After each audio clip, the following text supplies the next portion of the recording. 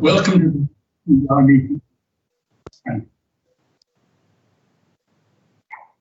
It's dangerous to be up. And explain it. We're looking beyond just having Teams meetings as they go. We're looking at the future, which is behind one of the questions you've got for tonight from Councillor Southern.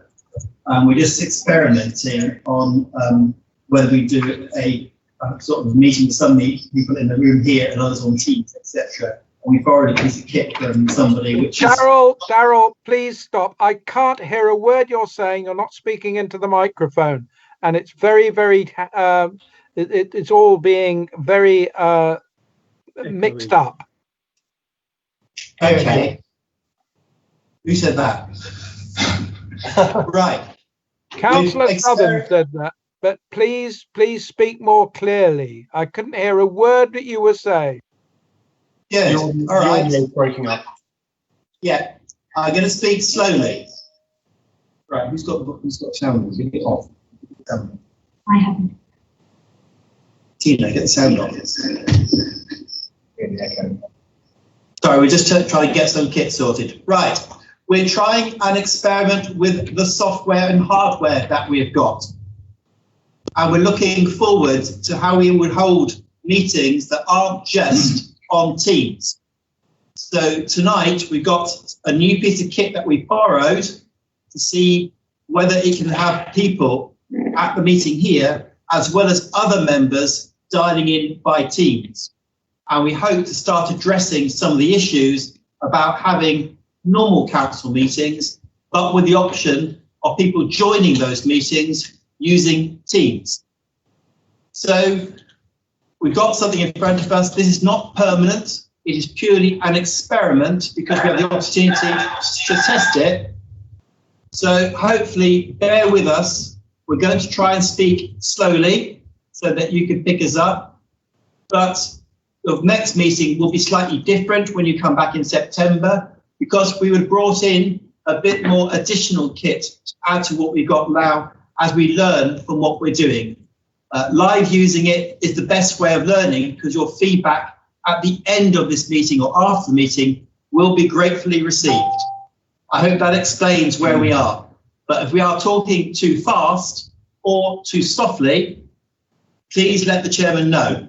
Thank you. I should add that the microphone is about 15 feet away from us up here. Anyway, let's start now by having a roll call. Could I ask committee services to do the roll call? Yes, I'm struggling. Good job, Councillor Kennett. I'm really struggling. Right, okay. Val. Good evening, councillors. Val. I'm going to read out your names, and if you can indicate that you can hear us and that you are present. Amber. Yes, I'm here. Axum. Present. Bailey.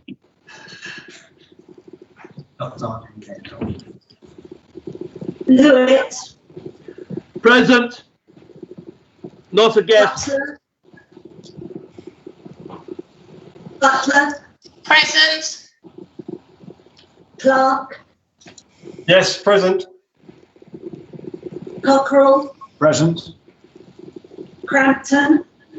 Present. Chris.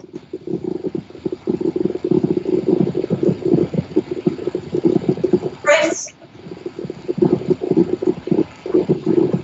He's still muted. Councillor Chris.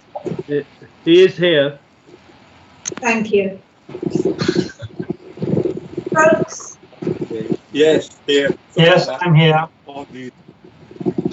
Davis. Davis. Yes, she's here. She's here. Thank you. Delaney. As a point of order, surely people should say that they're present or not. Just for somebody else to say that they're there is not satisfactory in my book. I would add to that, and at least it confirms people's microphones are working properly. And I certainly didn't hear Councillor Davis answer for herself, maybe just very faintly in the background. Nor did I hear Councillor Crisp answer either. Thank you. Councillor Chris? Crisp again? Yes, present. Thank you. Councillor Davis? Hello, I'm present. Can you hear me? Yes, we can. Thank you. Thank you. Delaney? Yes, good evening. Dawn? Present. Rach? Present. Farmer? Present. Forster? I'm here. Harwood?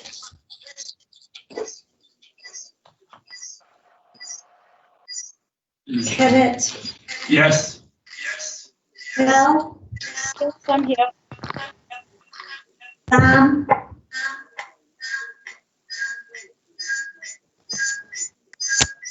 Present. Councillor, someone's got a phone or another machine running beside them because we're picking the echo up.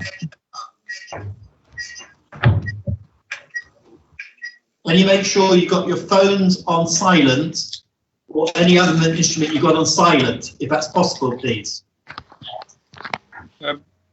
Darryl, I just muted Councillor Crisp because I believe that's where the noise is coming from. It seems to have stopped now, so I'm not sure what setup he's got that's creating that feedback, but that seems to have fixed it for the moment. Thank you. John. Makepeace Brown? Present. Neighbour? Present. Oliver? Present. Ottoman? Present. Bradley? I'm here. Smith? Present. Southern? Present. Tomlinson? Present. Wheel?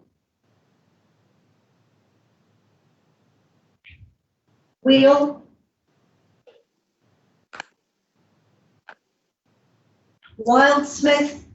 Present. Warlock?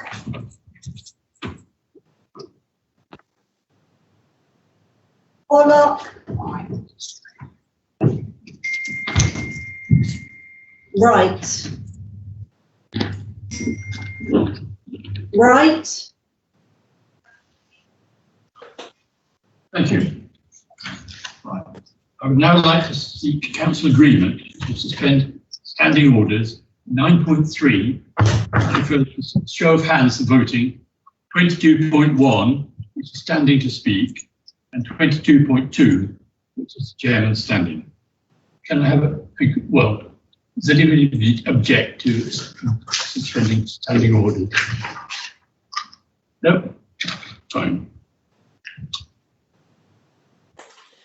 Right, minutes of the previous meeting held on 25th of June.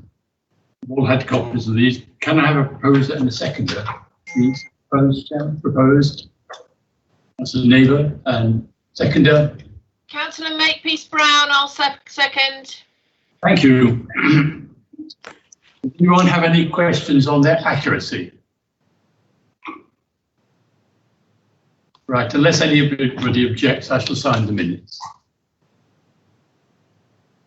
Right, item 3. Do we have any apologies for absence? There are no apologies for absence, Chairman. Thank you. So perhaps a minute to expect me. Chairman, Yes. Councillor Wright sends his apologies. Right, okay. Thank you, Councillor Cameron. Right, now we come to declarations of interest. If you have any disclosable pecuniary or other interest there on the item of the agenda, please declare it now. I've got 3 already. I'm aware that Councillor Spencer has declared an interest in the motion in item 13, because of his interest with the Hart Swing Club and also membership of the Hart Leisure Centre. But he has agreed with the monitoring officer interests are not prejudicial. Councillor Crampton has also declared an interest in the motion item 13, also through her membership of Hart Leisure Centre. Again, it's not prejudicial. And finally, Councillor Forster has declared an interest in the motion item 11, pedestrianisation of Fleet Road, with Hampshire County Council having an active role in bringing the project forward. He too has agreed with the monitoring officer, interest is not prejudicial. Apart from that, are there any other interests to declare?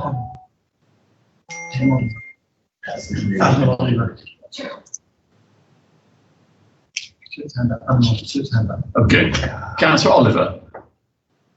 Yeah, I'd like I'd declare a personal but not prejudicial interest in item 11 because I'm a member of the bid board who are co-participants in the pedestrianisation. Right, thank you. Any more? No. There'll be no questions from the public. I'd like to ask... Chairman, sorry, I have my hand up. Oh, sorry. I declare an interest in the Everyone Active item. Being a member of Everyone Active, it's non-pecuniary, non-prejudicial. Right. And Chairman, I have my hand up as well for the same. Right, okay, thank you. It's quite difficult to see what hands are up. Anyway, any more? Yeah. Yeah. Okay. Yes. I've just received a message. It's a message from Councillor Stuart Bailey. Can a meeting Teams invite be sent to ex officio at heartforaction.org.uk? I guess that's to help them get online. Have you got that? Right. Thank you, Councillor. Okay. Right, now I would like to invite Councillor Sutherland to ask his questions to the Council. Thank you, Mr. Chairman.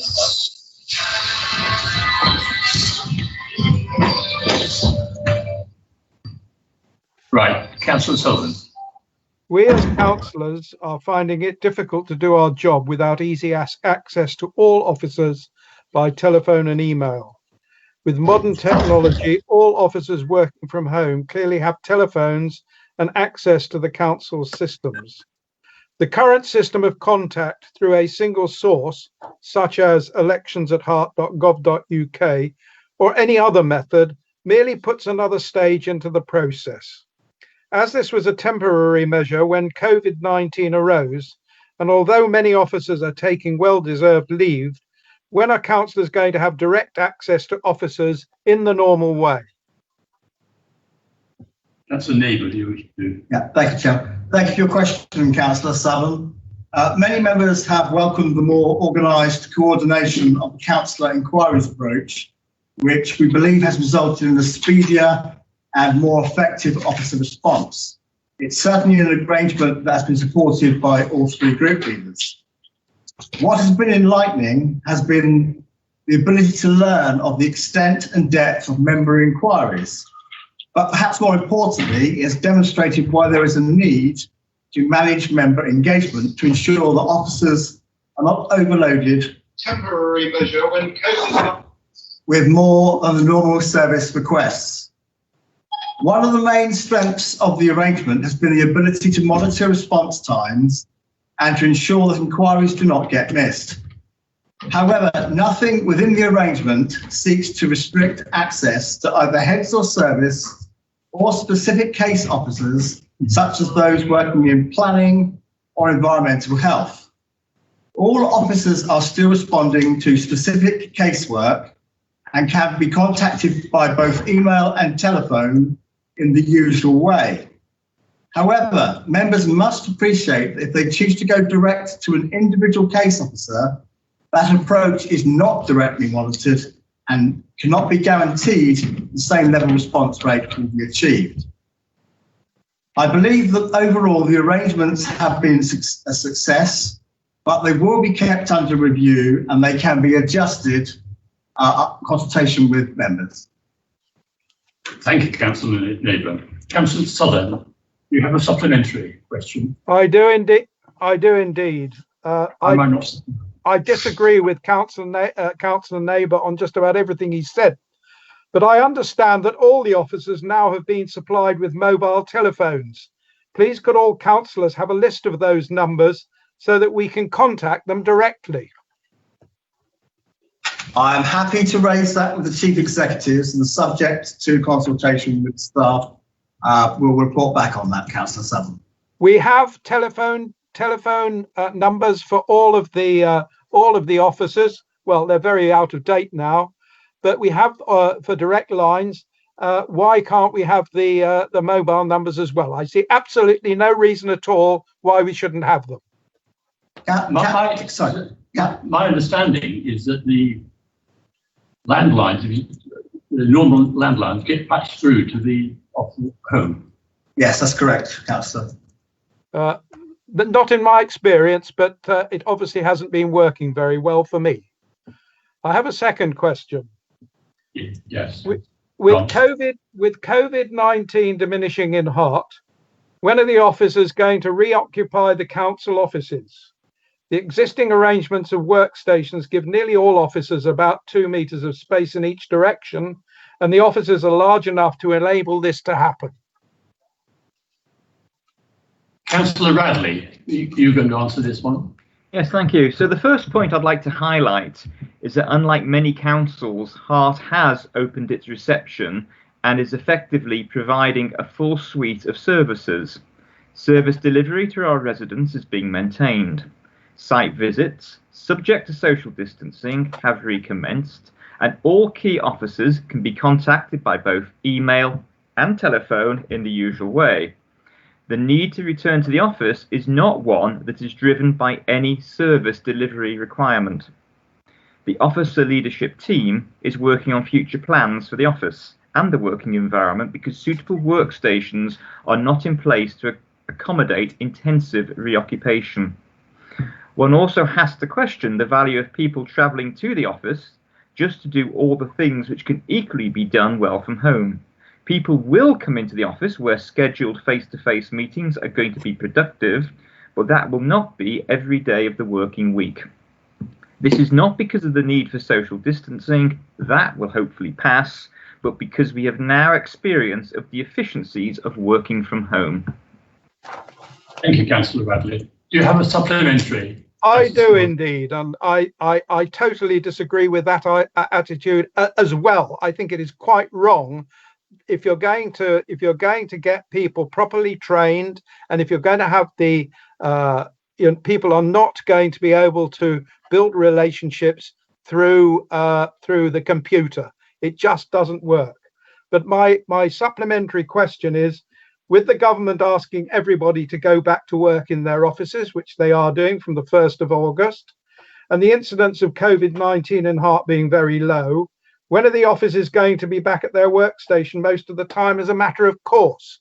I think Councillor Radley answered that, but I totally disagree with him. But my third question is, Zoom and Teams meetings... Do I not get a right of reply? Yeah, you can if you want to. I think what you're talking is absolute rubbish, but there we are. Right. He may think likewise. Would you like to reply to that? Yes, I would. Thank you. So I did not say that officers would not be coming into the office. I said that officers would be coming into the office when it is productive to do so. And clearly that would include when welcoming new members of staff and training new members of staff up in the job and actually getting to know people. And we will be able to have members of staff coming into the office. However, we also have a green agenda in this council district, and many of our officers who can't afford to live in the district actually commute, if they would come into the office every day, a very long way. So if they can effectively work from home a number of days a week, and they can do that and be just as efficient at their job as they would be if they came in, why would we demand that they make that drive into the office to sit at a desk and do exactly what they could do at home? What surprises me, having worked at home for something like 13 years, is how long it's taken the rest of the world to cotton on to this fact. And actually, there's not much good to have come out of this COVID crisis. I think personally it's been an absolute disaster for the people of this country, particularly our economy and the young people especially. However, one of the good things that's come out of this is a realisation that actually we don't have to commute every day of the week. Thank you, Councillor Bradley. Well, I would have, my observation on that is that if people choose to live well away, they should get a job near their place of work. Councillor Southern, can you go on to the next question? Yes, I can. Zoom and Teams meetings are adequate, but unsatisfactory in many ways. Networking and other communications outside the meetings are being stifled. When are all council meetings going to be run in the council chamber as they were before COVID-19 occurred? Councillor Neighbour. Thank you, Chairman. Thank you for your question, Councillor Sullivan. At this point in time, we are not in a position to return to the pre-COVID-19 arrangements. And to be honest with you, we are at the very limits of our current technological ability in delivering the current arrangements, hence the trial we've got going on this evening. I would personally welcome a return to the cut and thrust of face-to-face council meetings and to meet you in person, Councillor Sullivan. But it will require careful planning to ensure that everyone feels comfortable as is the right thing to do. Officers are already working on ideas to give us some options, because the implementation of the new modern.gov committee process system extends to giving us better and more sophisticated platforms to develop our audio-visual arrangements. This should allow us to explore the potential of hybrid meetings, which is what we're trying to do tonight. This may be something that we could look to assess later in this autumn. Right. Councillor Southern, do you have a supplementary for that one? Yeah, I just think that's nonsense, but there we are. The email bulletins from the joint CEO have been very useful. Can we have notification on these bulletins of the current hot topics occurring in the council? Councillor Neighbour. Well, I'm sure the chief executives are more than happy to continue to provide the information as frequently as they are currently. Yeah, there are a lot of things that seem to be being held underneath the table and kicked under the carpet, and we want to know about those, please. Right. Right. Moving on. I use my discretion under Rule 14.2, urgent business, to allow a question from Councillor Forster to put to the council. It's directly relevant to the motion concerning temporary pedestrianisation code. It is relevant to that, but I don't want to go off on too much of a tangent here, and so I do want to give a supplementary question to this one as well. But Councillor Forster, will you put your question? Thank you very much, Chairman, for allowing this. This question was originally drafted by Fleet Bid, but that was applied slightly late. So it's good of you to allow me to ask it on their behalf and the chief executives to approve that. The question is as follows. COVID-19 has accelerated high street decline. Footfall is down 50%, online shopping is at 30%, and many high street businesses will close. There is an urgent need for change. Fleet Bid has published a public statement that trialling pedestrianisation allows space for events and activities to take place to increase footfall. What are the District Council's plans to revive the high street by increasing footfall? And importantly, how does this scheme form part of that? Councillor Cockerell, would you like to reply? Thank you, Mr. Chairman, and thank you for the question, Councillor Forster. We are going to have a discussion about this scheme later on in the meeting, so I don't want to give too long an answer because we'll just cover ground that we're getting there, that we will cover later. But the main driver behind this scheme is to provide the opportunity for businesses and groups in and around Fleet to use space that is not currently available for a number of uses, whatever they may be, And whilst I'm not currently aware, Councillor Forster, of anyone having such plans or ideas, clearly as the District Council, we would be happy to talk to the BID, the Town Council, any other groups who have any thoughts they might have, and to facilitate and enable those events to take place wherever possible.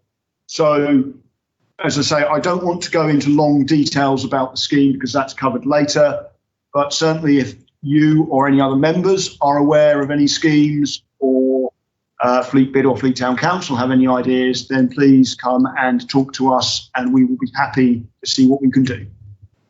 Thank you, Councillor Cockrell. I have no announcements, so I'm going to move on to Cabinet members, starting with Councillor Neighbour. Thank you, Mr. Chairman. Members may well have heard the government will be producing a white paper on local government reorganisation in September. This appears to be aimed at a further unitarisation of councils and an expansion of the combined authorities system. They have asked for expressions of interest over the summer. I have been in communication both with the leader of the County Council as well as with the other Hampshire districts. Our collective view is that the current arrangement works and that the scheme would be a distraction during the current public health crisis. Thank you, Councillor Neighbour. We now move on to Cabinet Member for Finance and Corporate Services, Councillor Radley. Thank you, Mr. Chairman.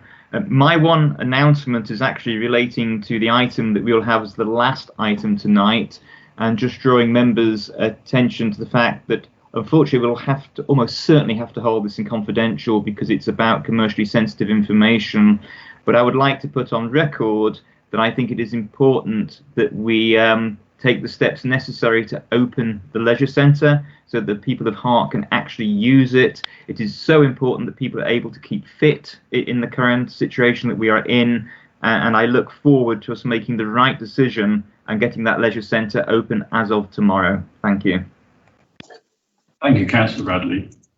Now we turn to the Cabinet Member for Digital. Chairman, a question on that, if I may, please. Yes.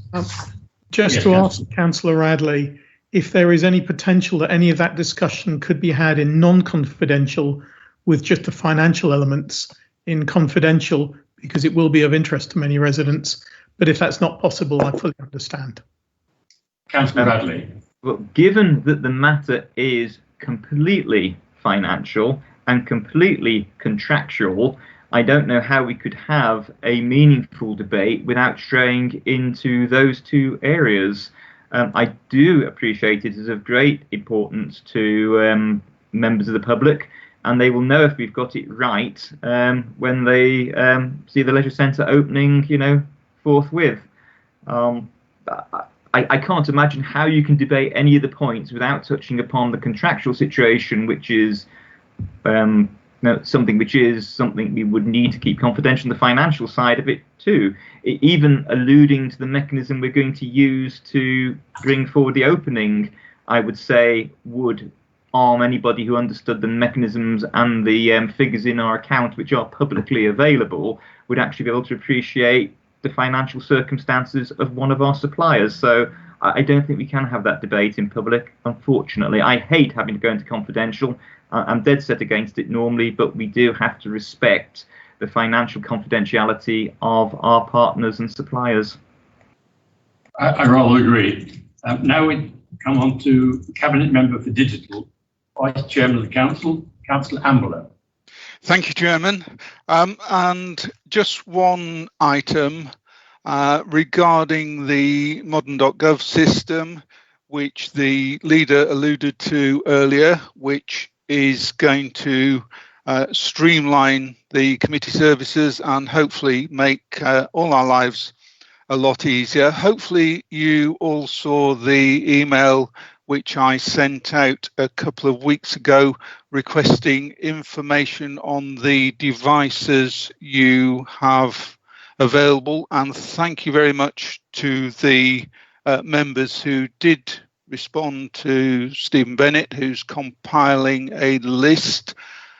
This is information we are putting together because in advance of the rollout to members, we want to ensure that everyone has a suitable mobile device so that come the time that members are in the council chamber, as Mr. Phillips alluded to earlier, either on a hybrid meeting where there may be some members, then you will need, in order to be able to follow the meeting, access the papers and various other functions, you will need a mobile device, which is why we are collecting the information, and then we can assist anyone who doesn't have access to a suitable mobile device. So could I just urge members who haven't responded to Stephen with that information to do so as soon as possible. And also, as I mentioned in my email, we are looking to start training for members on the product in September. This will probably be a phased approach, and as I mentioned, we are hoping to have some early adopters. We've had somewhat of a shortage of volunteers for that, so anybody who's keen to get on board with the software, please let us know as well. Thank you. Thank you, Councillor Hambler. I understand that Councillor Bailey is now with us, the Cabinet Member for Community. Councillor Bailey. Councillor Bailey. Oh. Yes, apologies, Chairman, for being late. I had some technical challenges, but I have no announcements this month. Right. Cabinet Member for Police, Councillor Cockrell. No announcements, Mr. Chairman. Cabinet Member for Regulatory, Councillor Kinnell. I have no announcements either, Chairman. Right. Cabinet Member for Environment, Councillor Oliver. Thank you, Chairman. I've got one short announcement this evening. It's just to inform members that we have resumed the green waste service for new customers. Bookings for new customers will be allowed from the 3rd of August. As you know, we've had to suspend that because of the volume of green waste coming through the service over the last few weeks, but now those volumes are starting to level off. We can accept new customers and old customers that would want to rejoin the service. Right. Thank you, Councillor Oliver. The Cabinet Member for Commercialisation, Councillor Quartermain. I have no announcements this month. Fine, thank you. Phillips, does Chief Executive, are there any Chief Executives announcements? No, Chairman, there are no announcements. Right. Now we go to approval of committee meetings. Firstly, overview and scrutiny in the 16th of June. Any questions? No. Cabinet on the 2nd of July.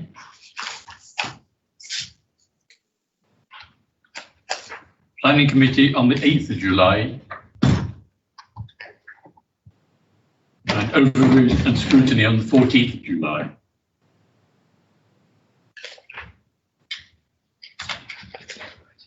Right. Move on to item 11 then. Temporary pedestrianisation of Fleet Road. I have two motions to consider. Firstly, we'll address the motion of Councillor Cockrell. Councillor Cockrell, will you please move your motion, and you have a seconder? Yes, Councillor. Well, I will. If you don't mind, Mr. Chairman, I thought I'd just do a brief introduction. Absolutely. Try not to bore you too much, Mr. Chairman. In a position to throw something at me, I suppose, if I take too long. Thank you. So this is a scheme which I alluded to before in the question. It's a scheme to pedestrianise Fleet Road. The scheme came out originally from Department for Transport thinking and was picked up by Hampshire County Council and then subsequently by us. The basic idea of the scheme is to provide a safe and welcoming environment for people to enter Fleet High Street and to make use of shops, cafes and other businesses in the High Street. As Councillor Forster reminded us, COVID-19 has had quite a significant impact upon businesses both large and small. And it is the case that Fleet High Street was not doing brilliantly before COVID-19. This is an opportunity for us to change the way in which we use the High Street and to try and get more footfall into the High Street, and also to make sure that people, when they are there, are staying there longer and spending more money there, frankly, which would obviously be a benefit to the businesses in Fleet. Because of the slightly strange nature of the way this has come about, in order to try and mitigate the effects of COVID-19, the scheme has had a slightly unusual passage in that it was originally brought to myself and Councillor Oliver by officers, and subsequently Councillor Forster, as the county councillor, was involved, and then subsequently the ward members for Fleet Central and the other members of Fleet have also been in discussions about this. The scheme has in fact been tweaked a little bit from its original thought process in order to accommodate some of the views of members. And we have carried out an engagement process with those businesses and residents who are most likely to be affected. We've contacted around 400 businesses and residents from the 16th of July. We've had, as of today, we've had a total of 50 responses, 50, of which a dozen have come from local businesses and 38 have come from residents. The whole scheme relies, members, upon local support of local members, the local Fleet Town Council and local businesses, most notably in the form of bid. We have brought this to the full committee, or the full council, sorry, not because this is necessarily something that would fall under full council's powers, but simply to get a wider perspective and to allow members who don't represent us to have their say and their input. As many of us obviously do use Fleet from time to time for shopping and other residential and I was going to say residential, but other recreational purposes. Hopefully you've all seen and read the paper. I won't go through it in detail, but motions are there under 2, 2A, B, C and D. As you can see, we're asking you to endorse the proposals. I will finally just stress that all of this is based on a temporary arrangement. This is not intended to be permanent, unless, of course, it is successful. At which point it might be that we look to do something for the longer term, and that is alluded to in papers. But we're looking at something that should be considered a temporary measure to help the businesses in Fleet, and hopefully we will be able to endorse the proposals this evening and move forward and help the businesses of Fleet and the residents as well. So I will move the motion as on the order paper. Mr. Chairman, I won't read the whole thing because it's quite long, and I will look for a seconder. Happy to second it. Fine, thank you. During this debate now, but I have 2 questions. What yes, does temporary in this context? Thank you, Mr. Chairman. I should have checked that. Mr. Jaggard will put me right when I get this inevitably wrong. It's for 6 months, is it, Mr. Jaggard? It's necessary to make it out earlier. Ah, right. So it's actually for the duration of COVID, as long as it is deemed necessary. But being temporary, we are able to change or remove the scheme as needed. I'm sure at some point in the conversation 6 months was mentioned, but that might have been a vague timescale, right. Mr. Chairman. Chairman, a point of clarification, if I may. The traffic order that has been requested by Hart and that Hampshire County Council are being asked to consider is for 12 months. Right. But thank you, Councillor. You're not committed to 12 months? No. No, if we find later, if we endorse this and we find later on that for whatever reason it isn't having the desired effect, then we can take it out at any time, and Hampshire have confirmed to us, I believe, that they would do that reasonably quickly. Thank you, Councillor Cockrell. You might to ask for an update on when we come back in September, how it's going. Yes, Mr. Chairman. We are looking at a range of monitoring and review processes, and I am certain that we can plug in an update to full council, either verbally or otherwise, as appropriate in September. Right, thank you. And lastly, are members happy to consider all these 4 points together? As usual. Chairman, could I come in on that one? Yes. Councillor Cook. Yes. I was going to ask you this question.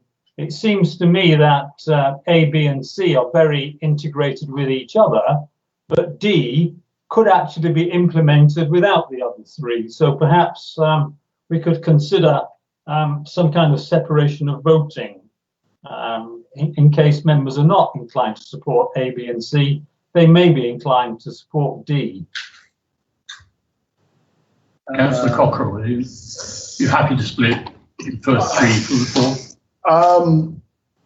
I see what Councillor Crooks is saying, Chairman. I guess we could do it that way. I suppose D is not actually dependent upon A, B and C, but the idea is that it is a single scheme. So it might be that if we didn't do A, B and C, but decided to do D, we might find that that's more complicated without the other bits. So I'm kind of looking at Mr. Jaggard across the table to get some indication of how sensible he thinks or how practical that might be. Yeah, we could split it if we felt it was necessary. Fine. Councillor Navy, you seconded. I reserve my right to speak. But you're agreeable to the. I understand the request of the both. Mr. Chairman, I've had my hand up. I have a question of Councillor Cockrell. We will come to you. It's okay. Okay, fine. I thought you were having the motion seconded. I'm sorry. No, I was checking with the seconder of the motion that he agreed also. We split 3-1. Right, now, questions. Thank you. Councillor Sullivan, have you got it? We're It's now all in very debate. well. It's all very, sorry. We're now in debate, and you're first up. Oh, thank you very much. Thank you, Chairman. It's all very well saying whether it's had the desired effect or not, but what are the metrics? How are you going to measure that this thing is a success or not? I have seen absolutely nothing has been said about how we're going to measure the efficacy of this particular process.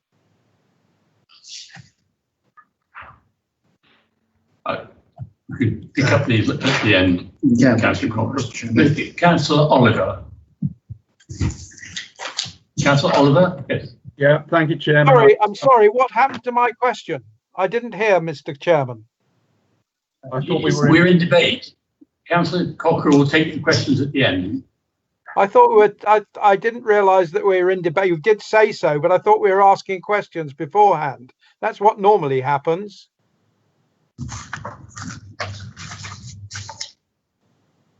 I think we will continue to get input from other councillors.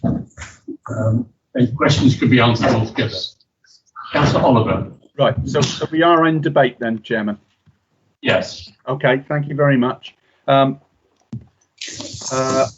terms of the scheme, if I was a business in Fleet, I don't think I'd have much problem with actually supporting this, even though from a scheme perspective, when I look at the aims of the scheme, which was to part of a COVID-19 support in terms of giving more space to people, and also allowing outside trading and hospitality type activities, we're potentially pedestrianising the wrong part of the high street, because when you look for narrow pavements and where the majority of the restaurants and pubs are, they're in the other end of the high street, not around the Hart shopping centre. So I think there's an argument that we're actually doing the wrong place. But my main problem with this scheme is that the residents have been ignored. So tonight I'm going to speak for the residents, because I hear what Councillor Cockerell said about we've had an engagement. That is not a consultation, and we've been talking about this for 5 weeks and sending out 400 leaflets that just says this is what we're going to do.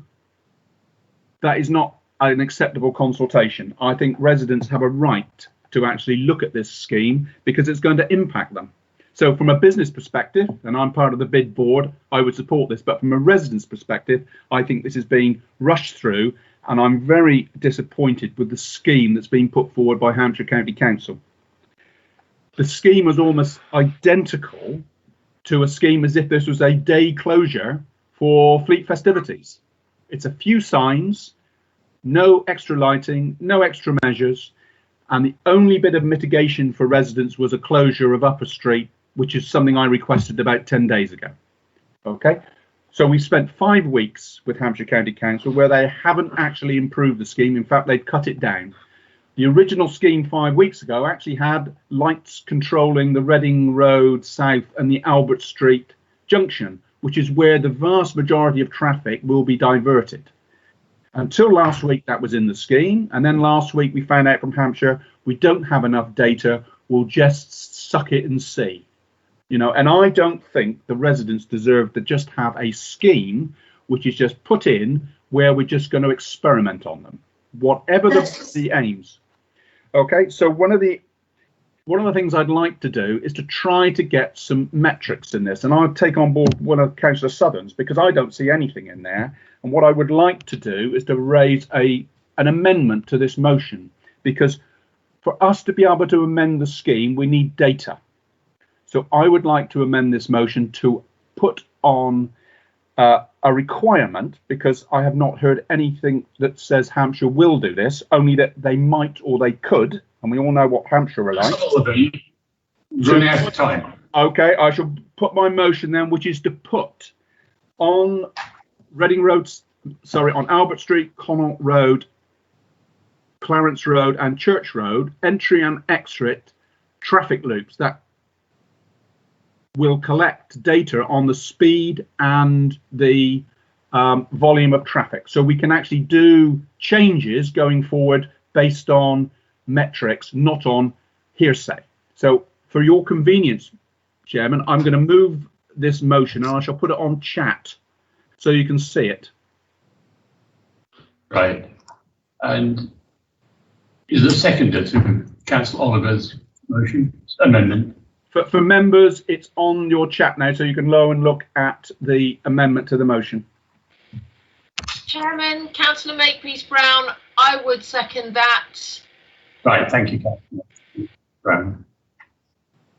Yes. Chairman, I'm not seeing it on the chat, I'm afraid. Councillor Dawn speaking. Well, hang on. Neither am I, Chairman. Hang on, have a look now. I can see it now, thank you. Thank you, sorry. I need to learn to press send, don't I? Well, I think everybody will be able to see that, apart from me. But anyway, we'll now debate the amendment.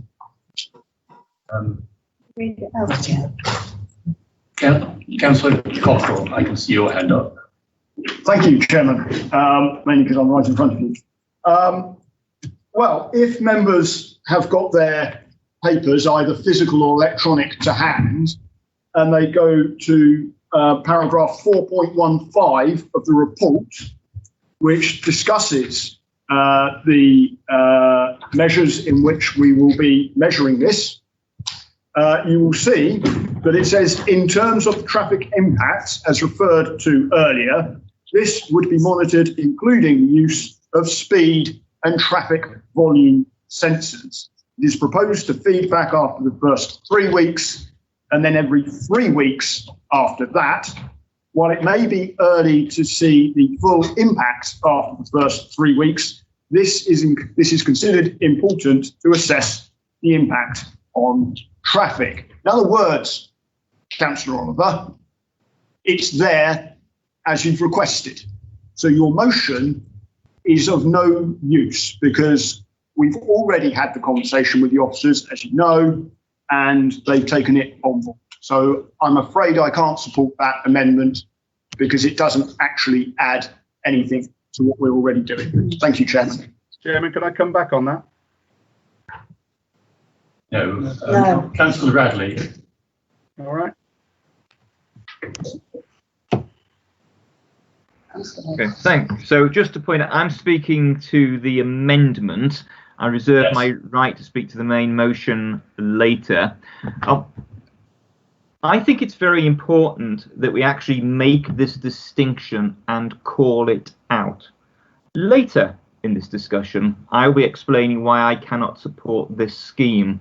One of the reasons is the adverse impact that we believe it's going to have on residents. It is therefore fundamentally important that if this council decides to press ahead with this scheme, that we put on record as councillors that we want this scheme to be actively monitored so that any indication of problems can be evidenced and taken to Hampshire County Council so we can hold them to account to making improvements or actually deciding to abandon the scheme if nothing can be done about it. We are very familiar with Hampshire County Council putting in schemes that clearly don't work and then being incredibly slow, if ever at all, getting round to doing something about it. And the thing about motions is it states what matters to us, and the rest of the report might have comments in it and describe things. That's besides the point. What matters is we stick our hands up and we say, we as a council think this is important, and I think it's important that if this scheme were to go ahead, we have the mechanisms in there to monitor what's going on, provide the evidence and make a very strong case to have something done about it. And therefore I think it's very important that we support the addition of this item E. Thank you. Thank you, Councillor Radley. Councillor Forster. Thank you, Chairman. Yeah, I just wanted to clarify. First of all, I was disappointed that some councillors evidently haven't read the papers, as Councillor Cockrell pointed out. That was very clear, and it was discussed in the meetings with officers. In particular, though, I just wanted to clarify the point that Councillor Oliver made, critiquing Hampshire County Council. I've had confirmed by the officers who worked on this that the brief for this entire programme came from Hart officers and from the 2 cabinet members who were supportive. Not only that, but the specification of roads to be covered in terms of Albert Street and Fleet Road and no extension past that was defined by Hart. The entire brief was Hart's brief. So if Councillor Oliver is criticising any officers he ought to be clear that criticising Hampshire officers is inappropriate. And I don't think it's particularly fair to criticise our own officers who have, within the brief that they were given, worked extremely hard and done a really good job. I am very disappointed in anyone criticising officers for the work that they've done to try and deliver a scheme with the brief and with the difficult road network that we have. Thank you, Councillor Forster. Chairman, as I was saying there, can I come back on that comment? No.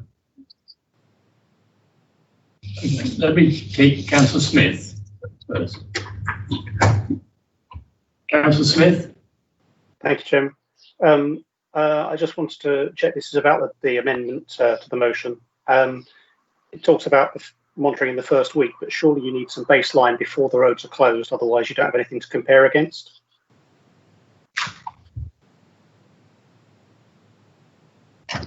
So should the motion be saying for the week before the scheme goes into effect, for example? Right. Yes. Are there any more suggestions? Any more speeches? Councillor Wheel. Yeah. Thank you, Chairman. Sorry, I was late. I have mixed feelings about this. I think I sent an email to some of the councillors that since I've been on the council, which is probably far too long by now, we've gone through this at least 3 times. And I do really think we do need now to start looking at changes of how we get the traffic from one end of Fleet, especially during commuter time on the railway, and how we can divide it up so that we don't get huge traffic jams on, say, Albert Street, for example. I did, on one of my emails I sent to some of my councillors, was that I really think we need to look into this a bit more than just doing what we've said we're going to do now for 4 weeks. I don't think that's going to really help. I don't think also, and I might be wrong, police officers tell me if I'm wrong, I don't really think that the amount of letters that went out to anybody was anywhere near enough. Anybody that doesn't get a letter will be against it because they feel that they haven't been included. So one of the things I thought we should do is to get the Fleet councillors, because at the end of the day, although we're all district councillors, I think Fleet and Church Crookham councillors will be the ones that know how the traffic works best in Fleet.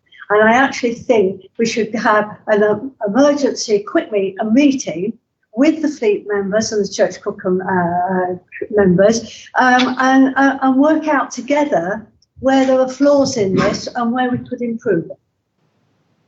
Thank you. Thank you, Councillor Wheel. Councillor Oliver, do you want to come back on the point earlier when personal statements? Yes, about criticising officers. I was not criticising. I was criticising officers in Hampshire County Council. Yes, Councillor Forster was correct on that, because when we first put the brief together and discussed this over 5 weeks ago, there were traffic lights and we were discussing how do you phase those between the Oaksheaf, Reading, Albert Street Junction and Aldershot Road to stop a build-up of traffic in Albert Street. And it took a month for Hampshire to come back and say, we don't have enough data, we'll just let it flow. And I think when we've talked about pedestrianisation in the past, over the past 30 years, we've known it's either going to have to be a Northern Fleet Relief Road, which we know is now abandoned because we've sold off the property, or we have to re-engineer Albert Street because the Fleet High Street is the main arterial road. So the traffic has to go somewhere. We can't imagine it to go elsewhere. So coming back to Councillor Forster, I was criticising that element of the scheme was not taken out immediately, because then I think we could have done some more mitigation and other areas to actually help it. I think it was very unfortunate they took it out at the last minute. Thank you. Come back on that. Can I come back on that? Yeah. Oh, no. Councillor Wildsmith. Yeah, to slightly go back onto a couple of points raised by Councillor Will and Councillor Oliver. Of course, it's worth noting the reason we're at this point today is because Fleet councillors have already had 3 meetings and couldn't come to a unanimous decision and wanted it to come to this point. So keep having further meetings is just going to push this further and further down the line. We'll lose the central government funding. And again, we won't do anything, and we'll look at it again in 5 or 10 years' time. On Councillor Oliver's point of why he wants the bits on there, the section of Fleet Road we're not doing was not doing because as Fleet councillors, we asked Hampshire to remove that from the scheme because we decided it wasn't something which was worth doing that end because we thought it wasn't going to work effectively in such a short space of time. So it wasn't Hampshire who removed that, it was us who chose that end to be removed with the potential it could be looked at again once we know the central section of the scheme works. As regards the amendment, I haven't really got an issue with it being put in there if it keeps people happy, but it's going to happen whether it's in there or not. Thank you. Councillor Crooks. Thank you, Chairman. I'm not clear whether Councillor Cockrell has accepted this amendment or rejected it. I think I said I couldn't support it, Councillor Crooks. Sorry? I think I said I couldn't support it, Councillor Crooks. Okay, thank you. Thank you. And you're right in saying, Councillor Cockrell, that those measures are already in the report. To what Councillor, if I may, yeah? Councillor Radley was saying rather more than the words which we see in the amendment. And as Councillor Wildsmith said, there have been a number of meetings, and I was privileged to attend a couple of them, not being a Fleet councillor. And there was a lot of debate about how the scheme would be monitored in terms of safety and opinion and so on. So all of that, which has been asked for, I think, is already in the report stemming from the prior discussions. Thank you, Councillor Crooks. Councillor Axon. Thank you, Chairman. And speaking to the amendment, I am of the view that the more information we can get on how this scheme is working is vitally important. I'm desperately hoping, although I fear I'm going to be disappointed, that this doesn't become a political issue between the groups. The reality is, I understand where BID are coming from. I think we can all appreciate the difficulties business are having. I flip-flopped on this whole proposal because you have the balance, as Councillor Oliver has mentioned, of businesses which are suffering, but then you also have to consider the residents who are going to be, disadvantaged by this scheme. And one of the things that disappointed me about the paper generally was a lack of real detail. So I think it would be useful to include this amendment because I think we do need to have very, very detailed data on which to make future decisions. And I am hoping, I am in fact almost praying that people will look at this as a collective thing for our council to do in everybody's interest and try and get a balance. But I am in support of the amendment. Thank you, Councillor Axon.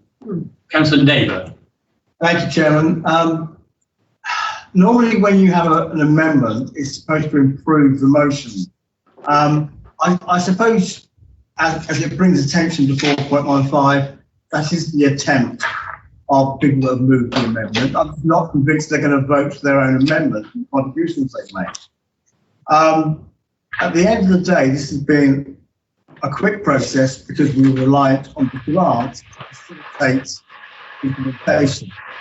I can say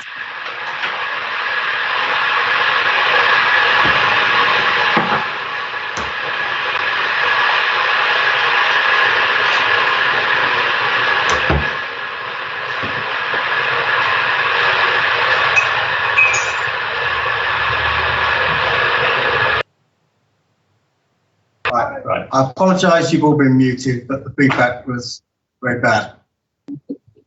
That's Lever's on. Can they hear me? Yeah. Yes. Yeah, okay.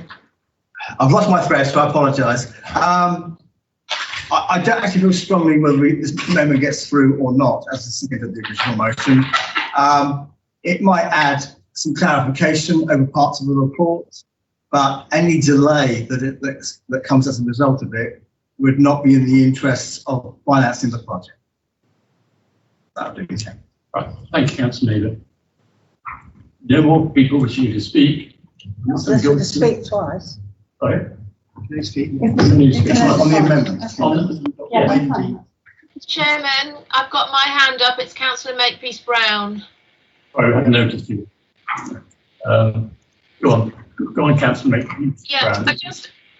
I just wanted to ask, can someone please read the words out where it says in the report that this is an absolute commitment? Otherwise, we need Councillor Oliver's amendment. We get the second half before it. Yes. If you read out in terms of Mr. Chagall.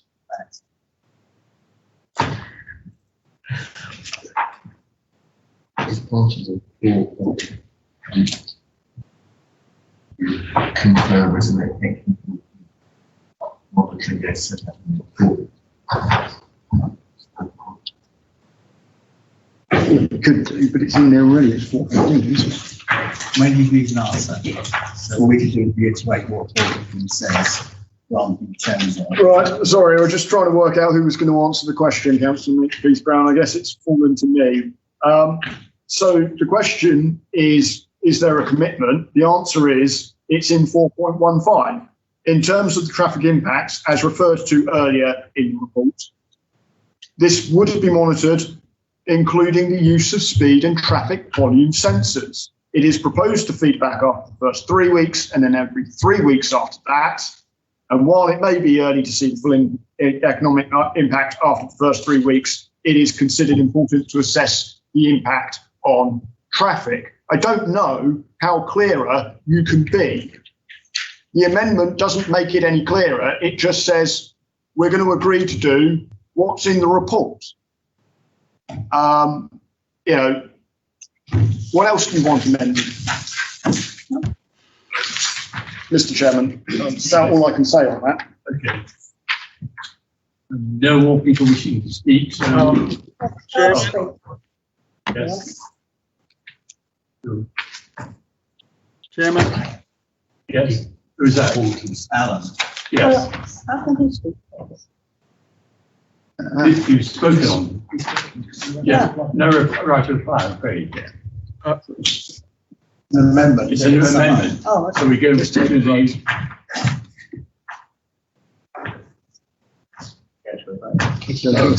Katie Davis. Councillor Davis. Councillor Davis. You're quiet. Very fine. Strangely enough. We can't hear you. There's no volume.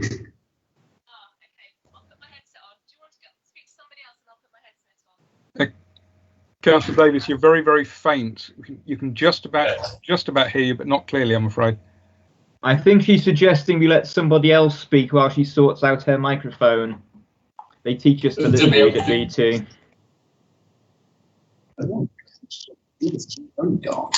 Yes. Councillor Oliver, could you read out your amendment? Right. Can you hear me now? Yes. Clear. Great. Yes. I've got my I've got my lonesome headset on. Just speaking as a Fleet Central Councillor and responding to Councillor Cockrell and his point around this is a temporary measure to help the businesses of Fleet and residents. And actually also to respond to Councillor Wildsmith's point around we've had a number of meetings. And I think, yes, we have, but it's because it's a very complex issue and it's going to have significant consequences for residents and businesses. And the consultation was very limited. We had very few responses. As a Fleet Town Councillor, I've personally spoken to around 20 to 25 businesses. I've walked up and down Fleet High Street. The majority of retailers had concerns about this, some of them very significant concerns. I've heard people say that we shouldn't be anti-change. This is a positive thing. It's about progress. And what I would say is it's quite patronising to suggest that the retailers of our town who have had to operate in some very challenging circumstances at the moment, aren't dynamic, don't understand the challenges, and aren't in touch with their market. And I think we should be listening to them. And the majority of retailers that I've spoken to, either face-to-face or in correspondence, have concerns about this.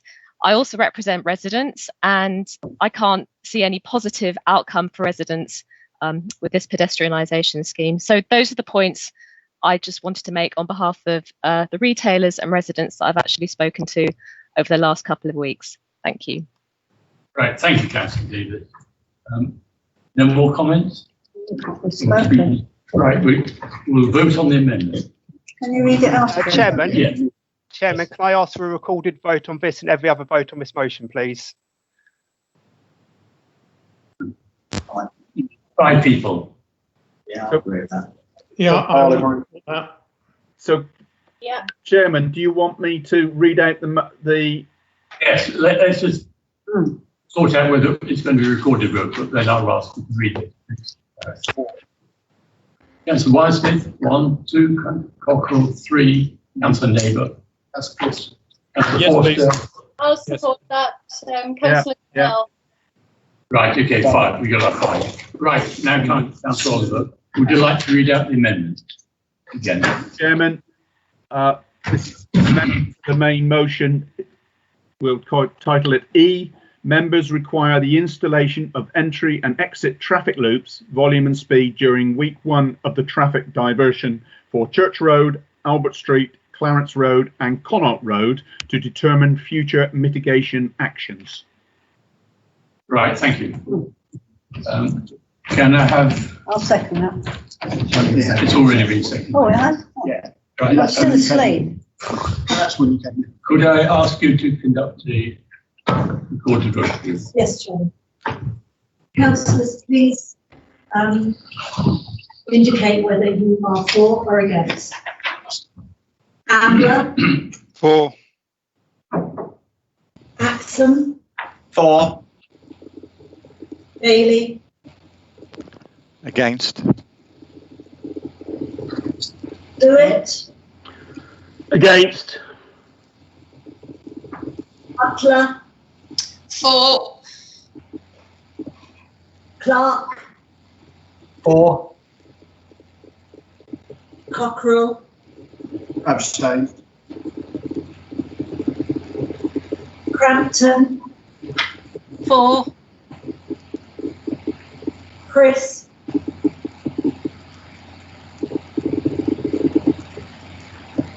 Chris,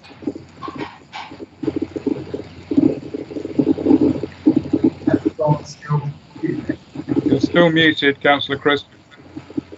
Okay, against. Crooks, Abstain. Davis,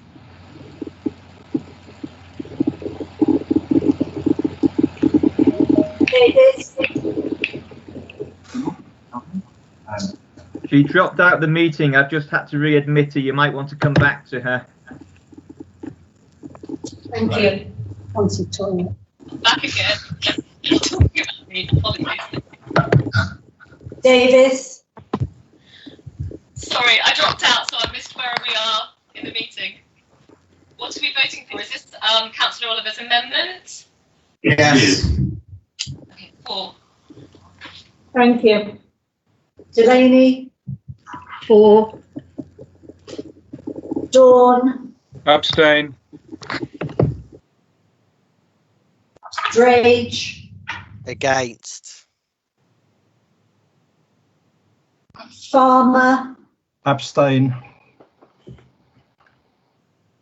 Forster, Against. Harwood, Not here. Kennett, I'll go at the end, thank you. Canal, Against. Lamb, Against. Makepeace Brown, 4. Neighbour, Against. Oliver, For. Quarterman, Against.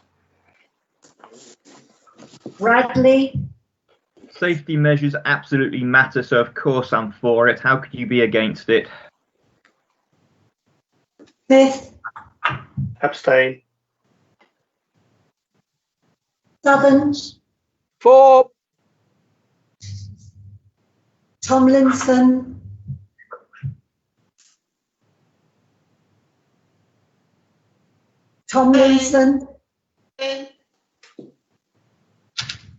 Could you repeat that, Councillor Tomlinson? Abstain. Thank you. Wheel, Wild Smith, Against.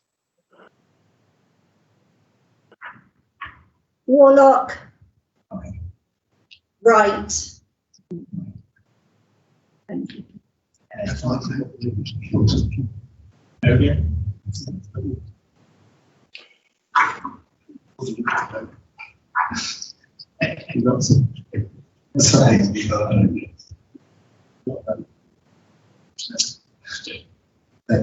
Councillor Kenneth Shames.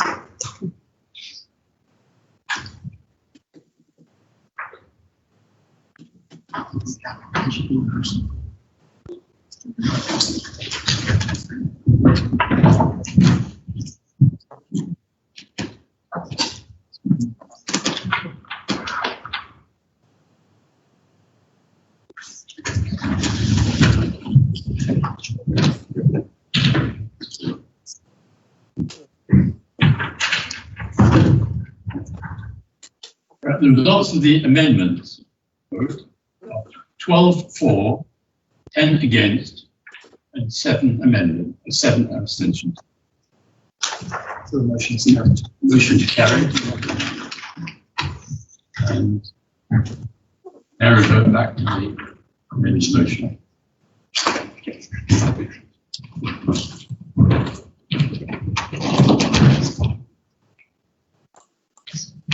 Yeah, same things.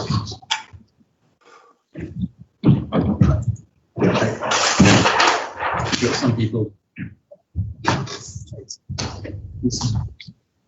Back to the main motion, as amended. Councillor Davis. Councillor Davis, you still wish to speak? No, sorry, I've spoken. Thank you. Well, you've spoken on the amendment. Now back to me. Right, okay then. Councillor Axon, do you wish to speak on the main amendment, the main motion as amended? Yes, Chairman, I do, yes. Do you want me to speak now? Yes. Yeah. As I said when I was speaking to the amendment, I have, as I say, flip-flopped on this issue because it obviously has benefits in some ways. I suspect it may bring more people in. I'm pleased that there's now been some clarity around how long this will be in place, and if I understand it, it's as long as COVID is around, but that we will have, and this is something which I think we've got to make sure we have the right, if we find that the data and the evidence is not producing what I think people hope, that we can actually pull the scheme. The reason I'm probably going to say that I'm in favour of this proposition is simply because I think we have an opportunity to be funded by the government and other places to at least try to do something. My biggest concern was that it wasn't going to work. There wasn't going to be adequate information on which we could formulate an opinion whether it was being useful to the town's businesses. And then we could perhaps work to do even further mitigations if it was very good for the people, sadly, in Albert Street, Clarence Road and Connell Road. So the question I had, or the worry I had, was partly relieved by the fact that there are now some clear guidelines what temporary means. But I think in the end, we have to try to do something, and to stand back and do nothing, I think would be a missed opportunity. It is a fine call. But I think that, you know, as I think the Fleet Bids emails have said, we do have this one opportunity. If we don't take it, we may be making a mistake. But providing we can extricate ourselves from the decision if we find that we have made a mistake, and I would like to think that we could go forward positively as a collective consensus on this, if we have the escape route, then I think we should be looking to try and do something rather than do absolutely nothing. Thank you. Thank you, Councillor Axon. Councillor Crampton. Thank you, Chairman. After doing a bit of research on the internet about pedestrianisation and the pros and cons, I found some interesting articles. Infrastructure Intelligence, July 2019, says that pedestrianisation doesn't work in isolation. Sustainable Transport in 2013 said pedestrianisation is not an isolated technical measure. How it all works has to be looked at before you implement any schemes.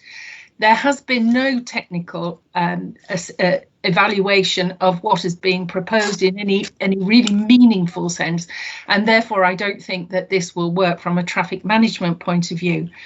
They also said that leisure and pleasure works best in pedestrianised areas, and what other cities and towns have found is that there has been a rise of restaurants and cafes and a decline in independent small retail outlets. There's also been quite a lot on the internet about residents fearing traffic displacement. And indeed, if you look at some examples, take Sheffield, where I was a medical student, when the city centre was pedestrianised, it certainly improved. There were lots more cafes and restaurants and a more social vibe, but the displaced traffic really significantly decrease the quality of life for those living around the displacement. And therefore, I would not support this motion, because I do believe that it will threaten some of our smaller independent retailers, and also it will reduce the quality of life for those living around it. Thank you, Councillor Crampton. Councillor Wildsmith. Yep. So I'm wholly in favour of it, and believe that we have to start trying to do something. The high street has been in decline before COVID. We've been losing shops before it. And if we do nothing, we know exactly the same is going to continue when there is already decreased footfall. The scheme is about making people feel safe to come back into the town centre. By giving people extra space, it means they can space out more and will feel safer. We've heard about disruption to residents, and yes, I can quite understand maybe some of the local roads closer, Albert Street, Clarence Connaught Road. There could be a little bit of disruption initially, but I'd hope, all working together, we could then find ways through it to mitigate that further down the line.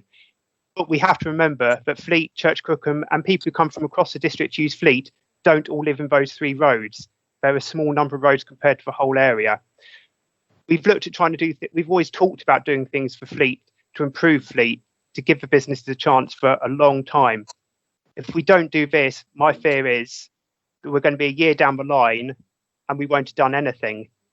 And I'd hope that we could actually have a bit of guts and determination to try doing something now, rather than sitting in a year's time and saying, what would have happened if we had actually gone and done it? Thank you, Councillor Wildsmith. Councillor Dawn. Thank you, Chairman. First of all, I'd like just to support Councillor Crampton's comments. I think going back and looking at some of the research is very important for all of this to try and get a proper understanding of the possibilities. I'd also like to thank everyone who's done the work to define and evolve this. And I'm very conscious that Fleet Town Council and others have put a lot of work in, and it has changed as that work has gone in. But I would completely agree with the suggestion there hasn't been enough public consultation. In my experience, pedestrian schemes only work where you can park close to the shops and easily drive to the car parks. It's all about convenience so that people can get to where they want to go easily. With this scheme, the shoppers will have to walk the same distance to the shops, so there is no pedestrian benefit. And we're then going to have problems with people accessing the car parks because of the labyrinth of small roads around Fleet High Street, which is going to make it difficult for people to drive in there. Meanwhile, we've closed off a whole bunch of blue badge bays, which means that those with blue badge holders will have to walk further to get into the shops. As far as I can see, only quite a small proportion of the shops would benefit from the pedestrianised area. It's a relatively small area. And while you can wander around freely then in a small area to access other shops, those are the areas that are already served by the Church Road car park and the Hart Centre car park. So again, there's no real benefit to the visitor. The traffic light phasing, which I've seen discussed in quite a lot of this, I think is critical to making any of these schemes work. And I worry particularly where you get Albert Street going into King's Road, because you'll have huge, much larger volumes of traffic going through those junctions. And I think they will just end up locked up, people nose to tail, and it won't go anywhere.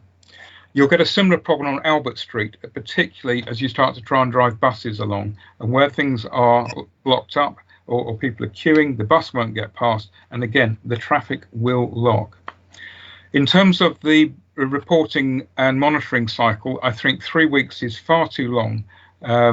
By that point, there could be quite irrevocable damage done to businesses. I think it needs to be monitored at least every week. And in addition to the motion that's just gone through, I think we need to focus very clearly on the business reporting to say, is this being effective for business? I noted that only 20% of the businesses were in favour of the scheme in terms of the briefing paper. And what was more striking was that only 5% of the residents were supportive. And I think, you know, from what Councillor Davis has said, we do need to think about the impact on residents. For me, any of these decisions is a balance between both a series of outcomes which are both positive and negative for a whole range of groups, be they businesses and residents and so on. And while I'm very keen to support the businesses in Fleet, and there is clearly a strong desire to do something, I don't think this is it. Thank you. That's not true. So, Councillor Makepeace Brown. Oh, Davis. Councillor Davis. No, can't hear. Got your mic off again, I think. Can you hear me now? Yes, Casey. We just seem to be chasing the money because the money's available. And I don't agree in change for change's sake always being something positive. We talk about what will happen in a year's time, but I'm not aware that we actually even have identified money to make this scheme permanent, should it actually be a success. I think that it's important to listen to those who are going to be most affected by this, and those are the retailers. And actually, I would say that the independent retailers I spoke to were the most vocal in voicing their concern at a time when they are already struggling, saying that this will create significant difficulties for them. And I actually feel very strongly that for the residents of Albert Street, Clarence, Church Road, this will create significant problems for them. It's not something that we can dismiss or see if we can work through. And KPIs, some form of clear, quantifiable measurement more regularly with clear KPIs, speaking to residents and businesses, which they can access and feedback on, is really, really important, so that we can show that if it does go ahead, we are really listening to them and acting on what they say. Thank you, Councillor Davis. Councillor Makepeace Brown. Thank you, Chairman. I was really, really torn coming into this meeting tonight. Obviously I'm Fleet Central, so this is a massive impact to my residents and my businesses. And the feedback I have had has been really split. There has been some very positive, and there has been some extremely negative for businesses and residents on both fronts. So I think that with Hampshire County Council saying this can be a temporary measure and it can be pulled at any time, and they are going to measure it, that's fine. But I seem to recall the last time we had this as a promise, was around the 20-mile-an-hour limits that went in, also in my ward, that completely was a disaster for a lot of the residents. A lot of people wanted it taken out, and then Hampshire County Council wouldn't. So I don't really want to be disrespecting Hampshire County Council, and I am not trying to do that, but I have to say my confidence isn't high on that promise that if we need to take it out, they'll do it very quickly or at all. I also don't want to have wasted officer time, all the other organisations who have put time into this, and a lot of time has been spent. But to be honest, this could be done really well. It is a good idea with full resident consultation. I think we should, as council, look at doing this under our own steam. And if we want to do it, and we as Hart District Councillors should make a commitment to our residents and our businesses that we're going to, it's not about having the guts to do it now. It's about having the vision to do it when it's right and under the proper consultation. So basically, I know there's the whole COVID link here, and I think it's great that the government has put money towards it, but I don't want to be held to ransom, because if we don't do it now, we don't get the money. So I can't support this, I'm afraid. Thank you, Councillor Brown. Councillor Quartermain. Councillor Quartermain. Yes, just unmuting. So I agree with almost everything that Councillor Dawn has said, and yet I reach completely the opposite conclusion. Because it is absolutely vital that we do all of the things that he mentions, that we do this properly, that we measure it properly. And it seems to me that we have an opportunity here. It seems also to me that we have a problem with change in Fleet, and that if we always accept all the objections that are raised for every scheme that we could potentially do to improve access, the shopping environment, and so on and so forth, then we'll never do anything. So one of the things that's appealing about this is it is temporary. It is going to be measured. The reason I opposed the amendment, by the way, which I think is it's too specific and not. It leads us down a rabbit hole of just measuring certain things. We need to measure the whole thing. We need to really understand the impact on everybody, residents, businesses, traffic safety, and so on and so forth. That is actually set out in the paper. So putting in that amendment is a bit of a red herring. But leaving that aside, we should be doing this. We should be testing these things out. We have the opportunity with good measurement to say, OK, we tried it. It didn't work. We can take it back out again. So I think we ought to do it. We ought to do it properly. We ought to do it under test conditions with proper measurement. And then we ought to make a properly informed decision about whether the change has got the right impact on Fleet or not. Thank you, Quartermain. And here, something needs to Chris. We're going to something because it's going to make it try give us a message.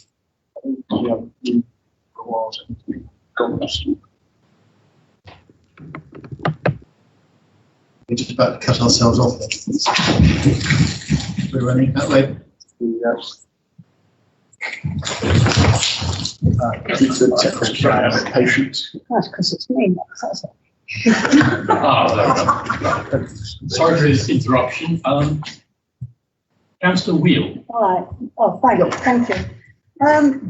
I've listened to everything, and I agree with some of what's been said, and some things I don't agree with.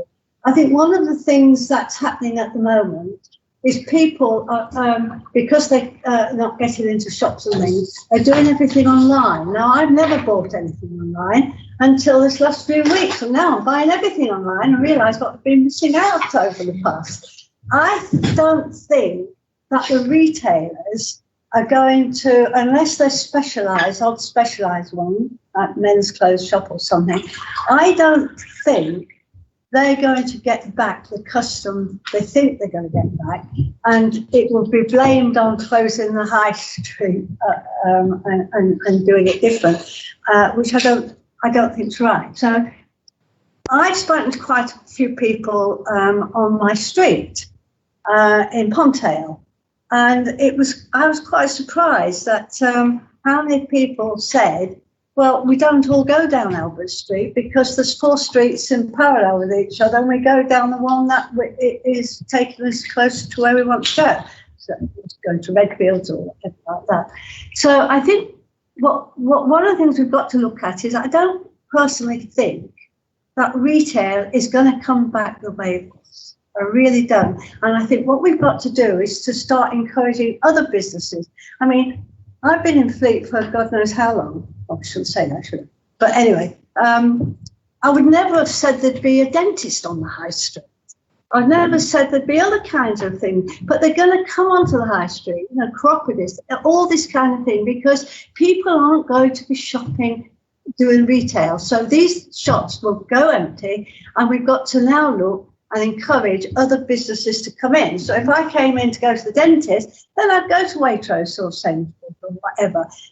Would I go to small shops? No, I'd still carry on doing it online. So I think we've got to look and not compare it. I'm not saying that we should or shouldn't do it, but we shouldn't be comparing it with the past. We should be comparing it with what we think is going to happen in the future. And I think retail's going to go down the drain, to be honest with you.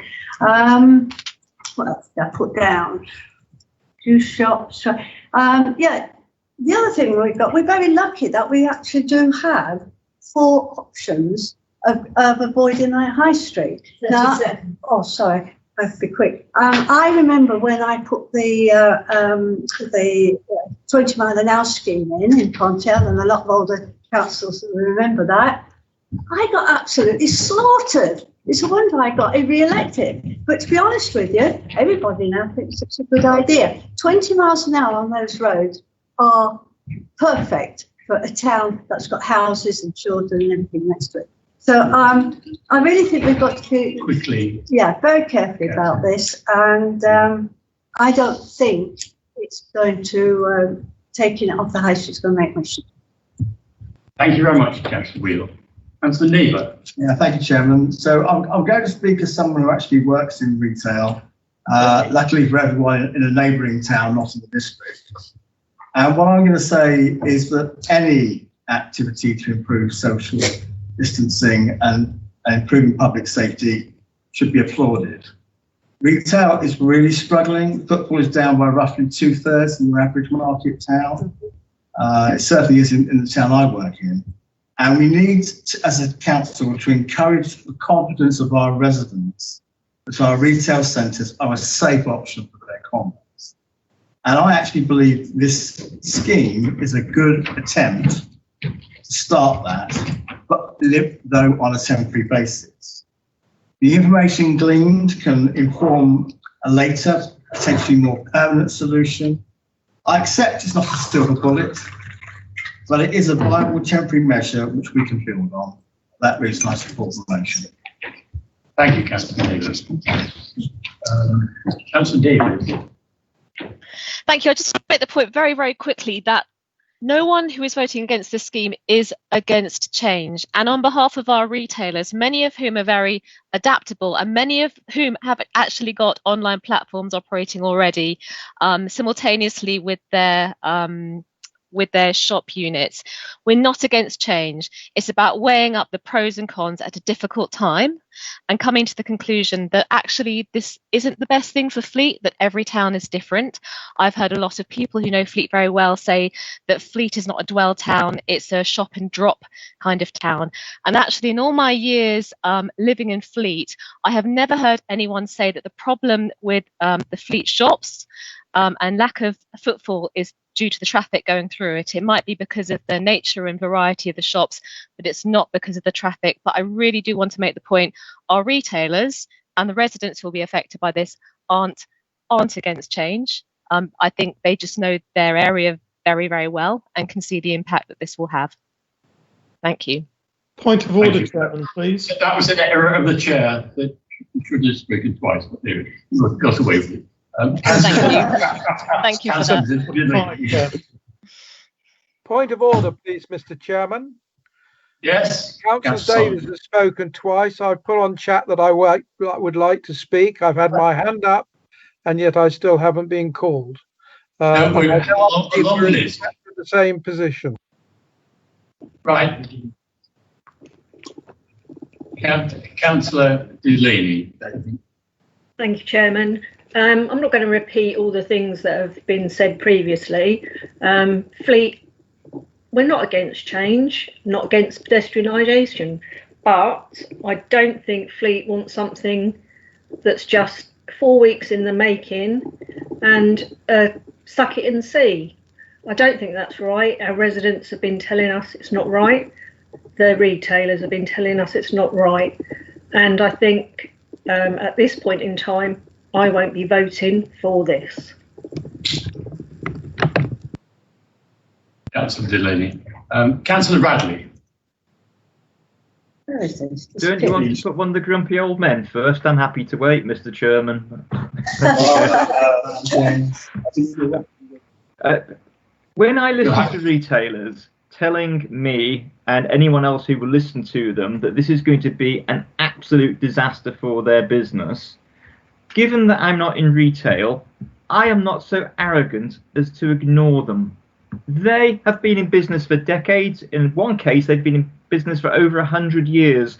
They understand the people who shop in their shops. They understand why they come into the town. And when they say that this pedestrianisation could be the death knell for their business, I listen to them. Now, Councillor Wheel had a very pessimistic view of the future of retail and the challenges that they have from the convenience of shopping online. I'll tell you something about blocking Fleet High Street off in the middle. It's not going to make it any more convenient for people to come in and shop. Let's keep Fleet High Street as accessible as possible so people can get to the car parks, walk along our lovely wide pavements and actually go and visit the shops and spend some money and keep things going. I know there's an appeal of pedestrianisation because as soon as you say it, people think of as an aesthetic. They think of everything being flat, public realm, beautifully paved, fountains and cafe culture right across the road. The area that we're blocking off, I think, has got about 2 food outlet retailers who would benefit from being able to sit on the street. And we're not levelling it and paving it. You've basically got a piece of tarmac with no cars on it. That ain't aesthetic. If you want people to come to your town, you need to make it aesthetic. You want to hold events? We can help. We can allow people who want to hold events, which are going to appeal, make people come into town, but at the same time don't distract them from the retailers. We could do that on Gurkha Square. We could get the rock choir in once social distancing allows. We could get petting zoos in so people can come and bring the children. You don't need to block off Fleet High Street to create spaces where you can do creative things. The point I would like to make, this is very much a county council matter. And a number of us feel that we've been let down by the county council not putting in enough thought into the scheme and how it could run to make it work in a way that people might actually believe it has a benefit.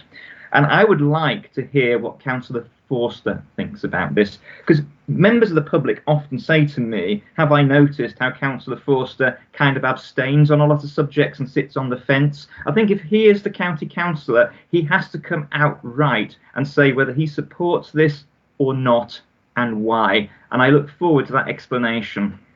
Thank you. Yes, it is. Councillor, since you've been referred to, Councillor Forster, do you wish to respond? Yes. Thank you, Chairman. I've been trying to speak since 7:45 when I actually put a note up and put my hand up, so it's nice. The idea of pedestrianisation in principle is great. It's proven to work. High streets have changed faster in the past 6 months than ever before, though, so it's difficult to know what's right now. Fleet needs improvement, and this is a chance to do something.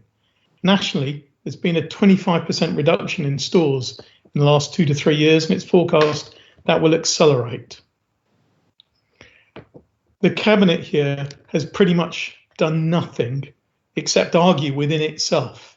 And for Councillor Cockerell to be moving this motion and Councillor Oliver to be arguing against it and his entire group to be arguing against it is just remarkable. It shows the lack of leadership and vision in this group.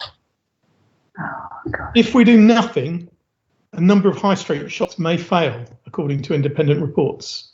There is a need for a community hub, activities, entertainment, not just shopping.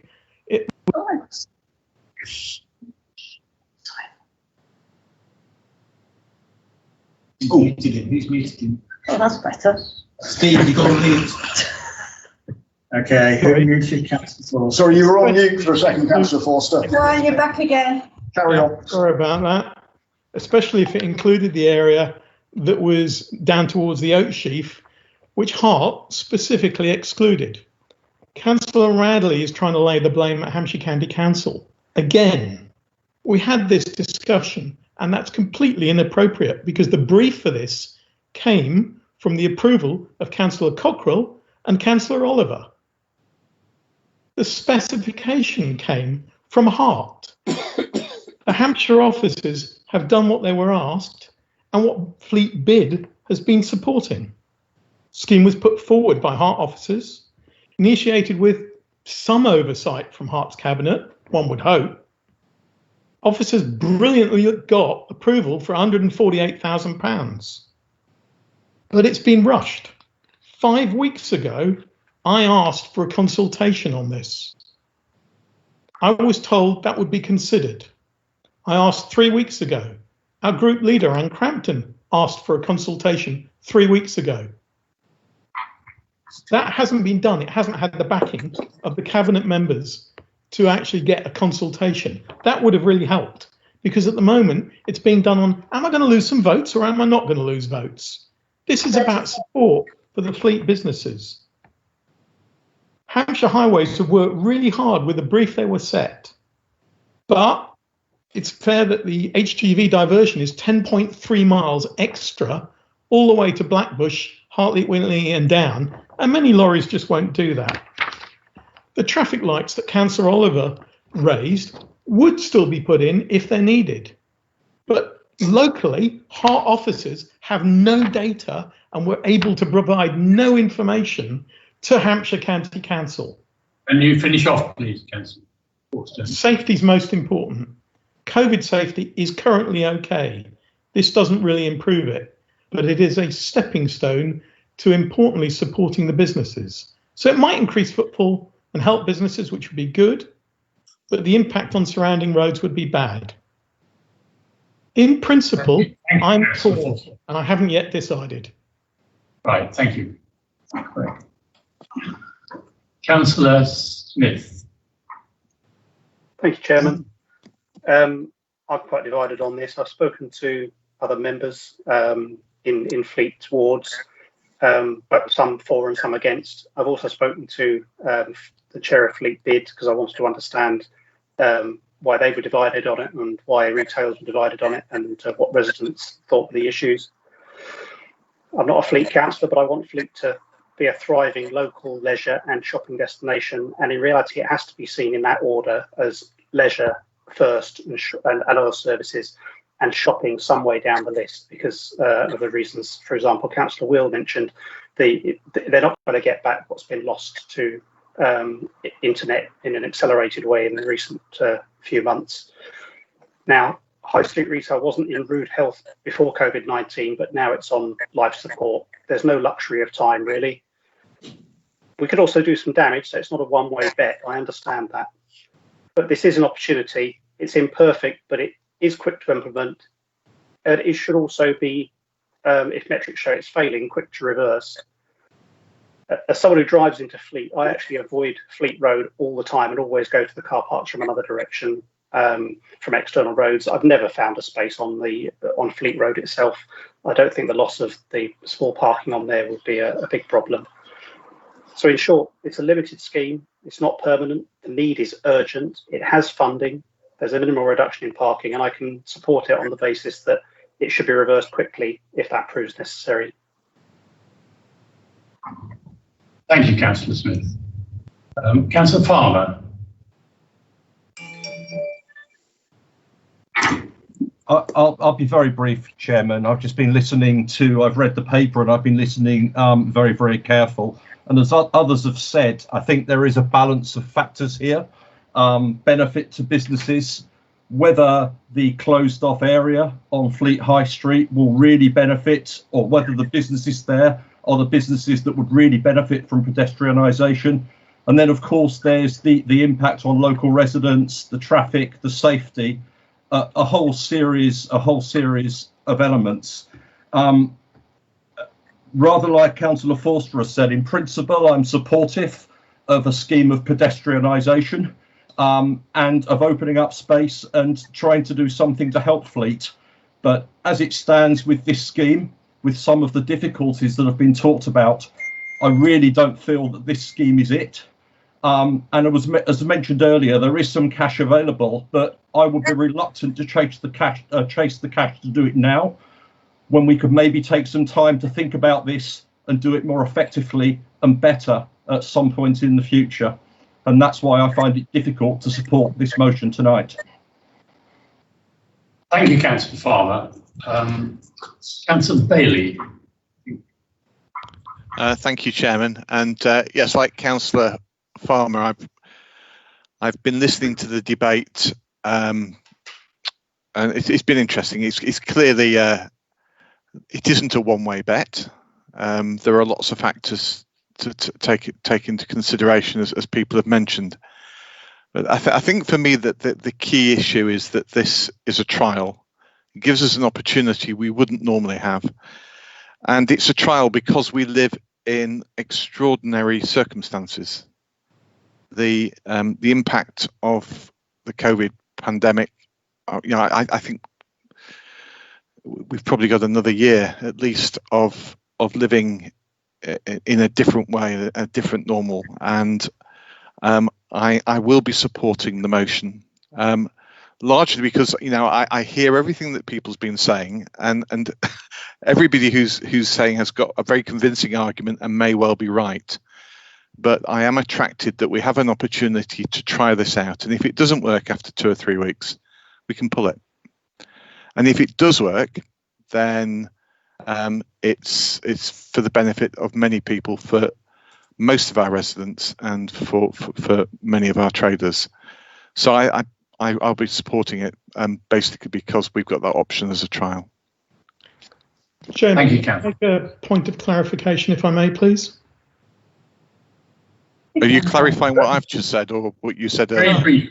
I don't need anybody to clarify what I say. Yeah, no, it's related to something that I failed to cover that was raised by Councillors Oliver, Makepeace Brown. Not a speech.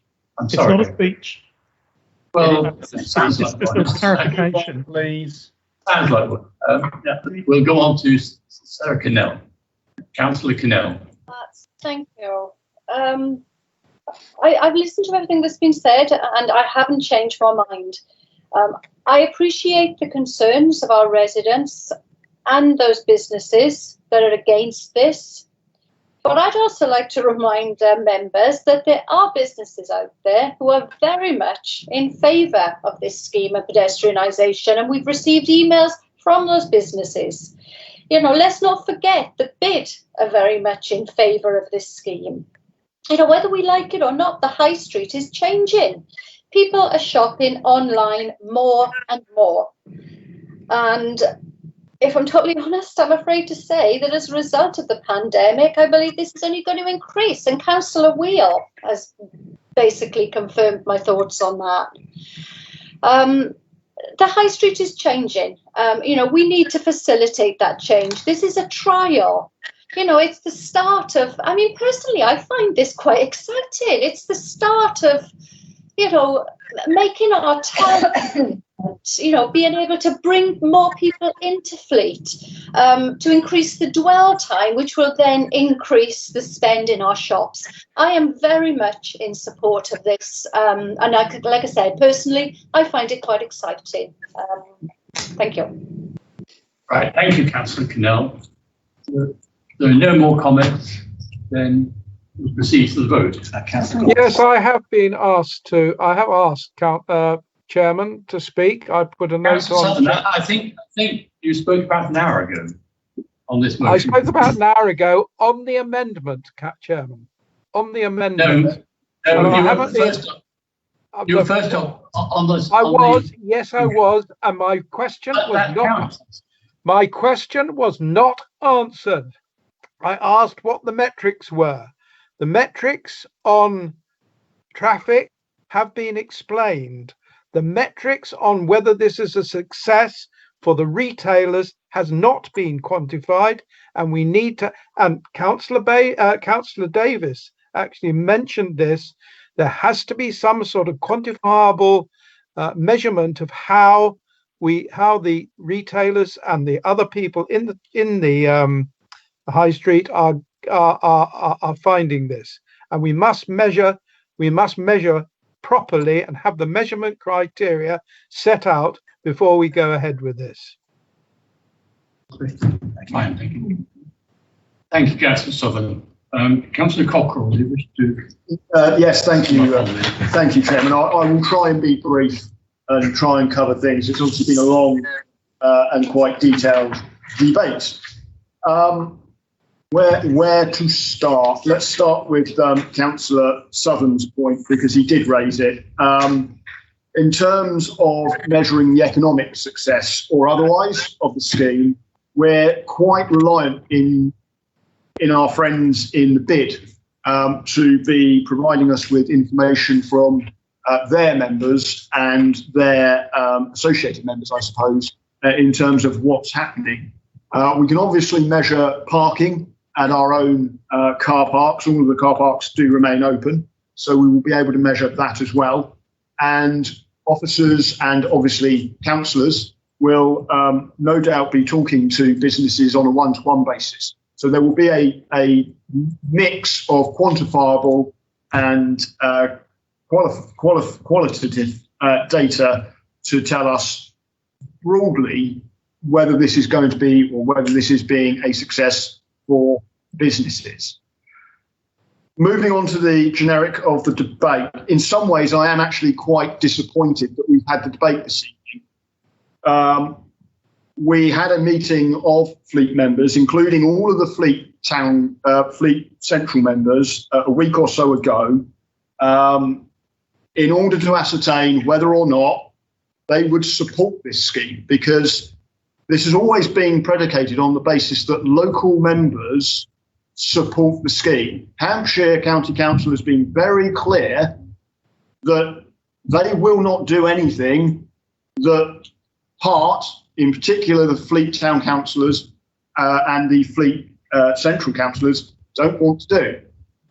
We had a discussion, we had a meeting, it was quite a lengthy meeting. Most of the points that councillors have raised this evening were raised at that, as in Fleet councillors have raised this evening, were raised at that meeting. And we're here because there was no clear decision taken.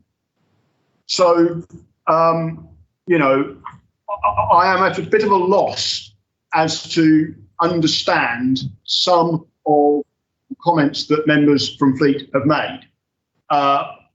Because it seems to me that actually we are not having vision here. You know, we have got an option of doing something. It may not be perfect. It may need to be changed. It may need to be removed entirely if it's a complete and utter failure. But this is an option to do something. I'm prepared to give it a go, see what happens. And if it's wrong, it's wrong. If it's right, we change Fleet and we change it for the better. And if other members in Fleet think that they can do, want to do a good job for Fleet, I suggest that they actually do support this, because it's an opportunity. And when I hear people say, well, we don't want to chase the money, there's £83,000 from Fleet, there's £143,000 coming from the LEP. That's not a little bit of money. That's not money we could find from our own budgets. It's not a case of Hampshire putting guns to people's heads or whatever anyone thinks. It's just a simple case of reality. This is an opportunity that has come our way. We should at least embrace it, try and make it work, for the benefit of Fleet. And if we do not do it now, there is not going to be an option in 12 months' time of turning around to Hampshire County Council and saying, you know, that scheme we spent 5 weeks discussing with you a year ago and we couldn't quite agree it. We think we might want to give it a try now. It just will not happen. And I'm trying to be very careful in not letting my frustrations get too much the better of me, members, because we could have agreed this a week ago, we could have agreed this 2 weeks ago, but we are here because the members who were asked to take a view on it couldn't. I can't say any more than that without probably stepping too close to code of conduct. So I shall leave it there, Mr. Chairman, and I will be extremely interested to see who votes which way. Thank you. Thank you, Councillor Cockrell. Yeah. Yes. Can I just ask a Yes. A short question. It is very. Sorry. No. I'm not quite sure that when we've had the 4 weeks. Sorry.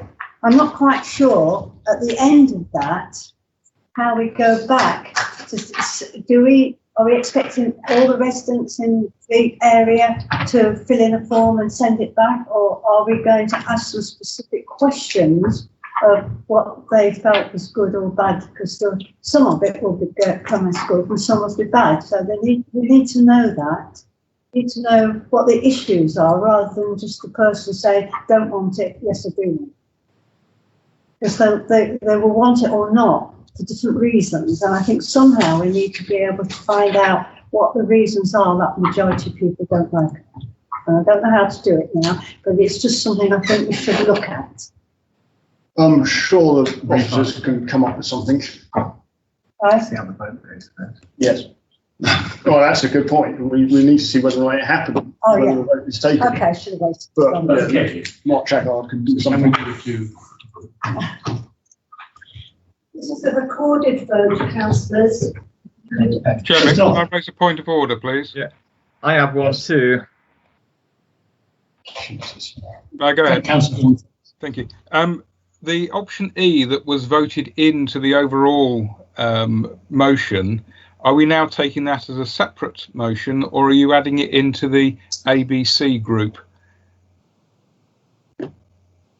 My understanding is that it was amended the motion. It's amended it into. Sorry, I missed you there. Sorry. It was an amendment to the motion, and so it will go, on my understanding, in with the A, B, and C that we're going to vote on now. Okay, thank you. And my point of order is, can we just clarify that point D, which is the cycleway to the station, is going to be a separate vote after this first vote? Correct, yes. I can confirm that. Sorry. Right, so ready to go to vote. This is the recorded vote, councillors. If you could indicate whether you are for or against or abstaining. Ambler. Against. Axon. For. Bailey. For. Hewitt. For. Butler. For. Clark. Against. Cockrell. For. Crampton. Against.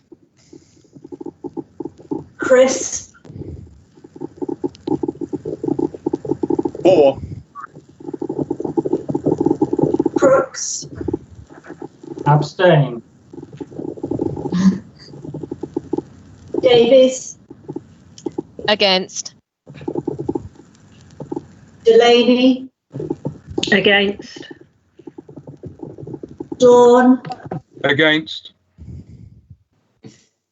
Drage. For. Farmer. Against.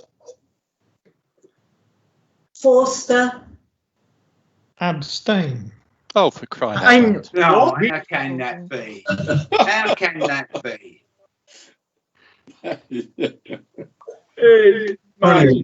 Didn't believe it.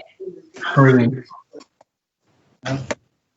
Kinnell, Absolutely 100% for. Lamb, 4. Makepeace Brown, I say this very clearly, as Councillor Cockrell is so interested and frustrated in how I'm going to vote. I am against. Neighbour, 4. Oliver, 4. Waterman, 4. Bradley, Against. Smith, 4. Southern, Against. Tomlinson, Against. Wheel, or Wildsmith, 4. Kennett. Excuse me, I think you've forgotten me, Councillor Warlock. Oh, I'm so sorry. Councillor Warlock. Against.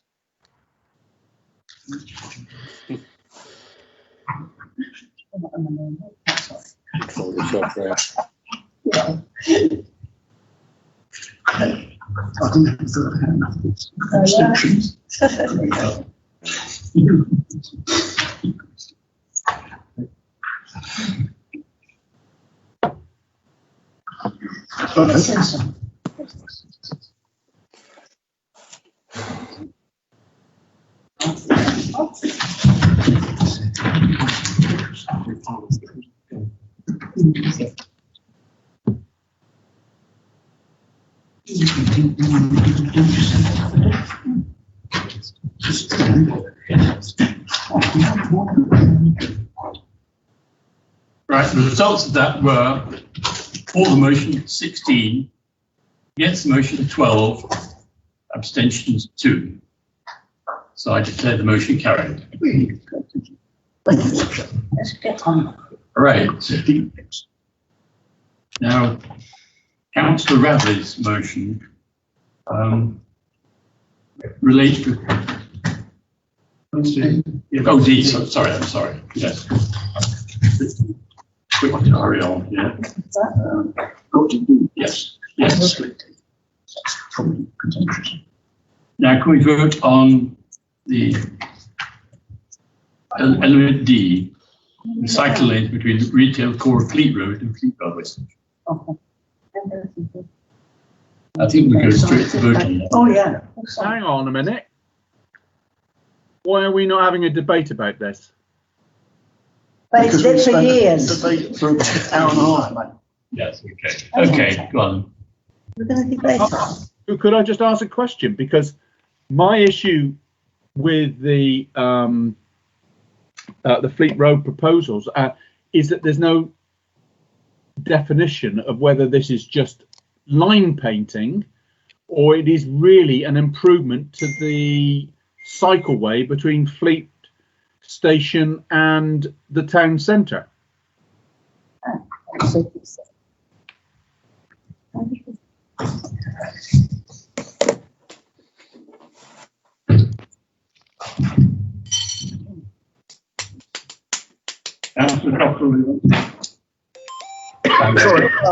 Sorry, I'm slightly baffled by the fact that Councillor Oliver has got a question over a scheme he's been working on.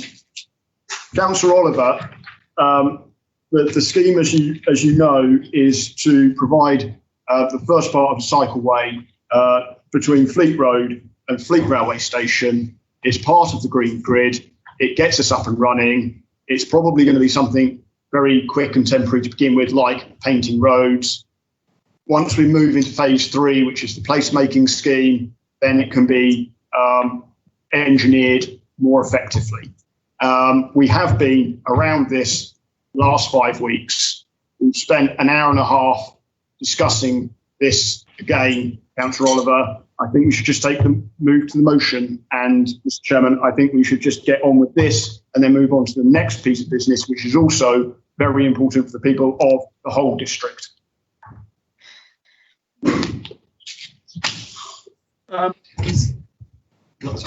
Okay, Chairman, it's like being on Sesame Street, but that's okay. Well, we'll carry on as Councillor Cockerell wants. Well, yes, Councillor Axton has something to say. Yes, Chairman. I'm not sure I fully understand all of the issues associated with this motion in particular, and I was hoping we were going to have a bit of a debate, so I perhaps would learn a bit more. How much more have we up to? Thank you, councillors, on that. I'm not sure on screen, but it's Mark Gerard here, and I'm happy to help a little bit. In terms of the element about the link down to Fleet Station forms part of the bid which we put into the LEP, which was to improve as far as possible within the road space the ability for a cyclist to feel safe along that stretch of road between the retail core Fleet Road and the train station. That bit of the scheme needs to be designed up in more detail. As part of bringing the whole paper tonight, we wanted to get support for improvements to that. It is part of the scheme funded by the LEP. It will need more work between us and Hampshire County Council to have the precise details. It is probably going to be about fractionally widening the route, sorting out some of the potholes and making sure it's clear and better demarked so cyclists feel safer on it. If it's endorsed tonight, we can continue to work at the scheme with Hampshire County Council and have a clear solution to it. That's a good question. Question. I'm just not quite sure. Are we looking at the access from Fleet to the station by having a shared access on the pavement for cycles, and are we still keeping the cyclists on the road? It's on the highway, on the road highway, but it's improving how that is and how the cyclists feel safe within that space. So hopefully widening it a bit further, but given the width of the carriageway, there are limitations how far we can go. Can I just come back on that, because we've gone through this in very big detail in the past, and it was always felt that we could have a shared pedestrian and cyclist on the same path because it's quite wide, rather than putting cyclists onto the road. Why have we changed our minds on that? No, I just wonder why we've changed our minds on looking at that as the option. I don't think we have. So, members, I really am trying to get us to a point where we can take a vote on this, because we've still got quite a bit to do this evening. This is basically asking the officers to go and have a look at what is possible in terms of making a cycleway between the centre of Fleet and Fleet Station sensible, safe, usable. We don't have a scheme yet, because at the moment all we've got is, if you like, the funding to do the work to come up with a scheme. Officers have taken a steer from members informally that we would like to see this as part of an overall scheme alongside pedestrianisation as, if you like, phase 3, the future. The point is they haven't got full authority to do that. That's why they're asking for it now. If we say no, they don't do the work, you don't get the answers, you don't get your cycle lane. If you say yes, you'll get the answers, we can have a debate and see whether or not the scheme is actually going to work in the real world. That's the point of item D. Thank you. Yeah. I'll just take one more comment here from Councillor Crooks, and then I think what Thank you, Chairman. I should declare an interest here, being a member of Fleet Cycling, but I do hope that local cycling groups will be consulted on this scheme as it's being developed in order to make sure that it is safe. I would urge, if possible, separation of cyclists from vehicles, but it may not be possible. But please consult local cycling groups to get their buy-in. that seems very reasonable, yes. Right, can we now move to vote on this item D? Just go for it. Councillors, if you could either vote for or against. Ambler, For. Atson, For. Bailey, For. Blewett, For. Butler, For. Clark, For. Cockerell, For. Crampton, For. Chris, For. Crooks, For. Davis, For. Delaney, For. Dawn, For. Drage, For. Farmer, For. Forster, For. Kennett, For. Canal, for, Lamb, For. Makepeace Brown, For. Neighbour, For. Oliver, For. Waterman, For. Radley, For. Smith, For. Southern, For. Tomlinson, for, Wheel, or Wildsmith, For. Bullock, For. Well, it's nice to find something that we agree on anyway. So that motion is carried. And then just Right. right. Now, the next item relates to a contractual discussion, which includes financial proposals for negotiation. In this regard, it should not be discussed in public. It relates to matters that can be exempt under the terms of Local Government Act 1972. I move that we should exclude the public and press a discussion on your motion. Councillor Radley, do you wish to second that? I am very happy to second that. I don't normally enjoy going into confidential, but I think it's absolutely necessary in this case, so I'm happy to second this motion for confidentiality. Fine. Does anyone disagree? Just a point of clarification, Chairman. Will everything be in confidential session, including the vote, or will we come back live for the vote itself? I believe the votes have to be public. Yes, voted public. Thank you. Right. Can we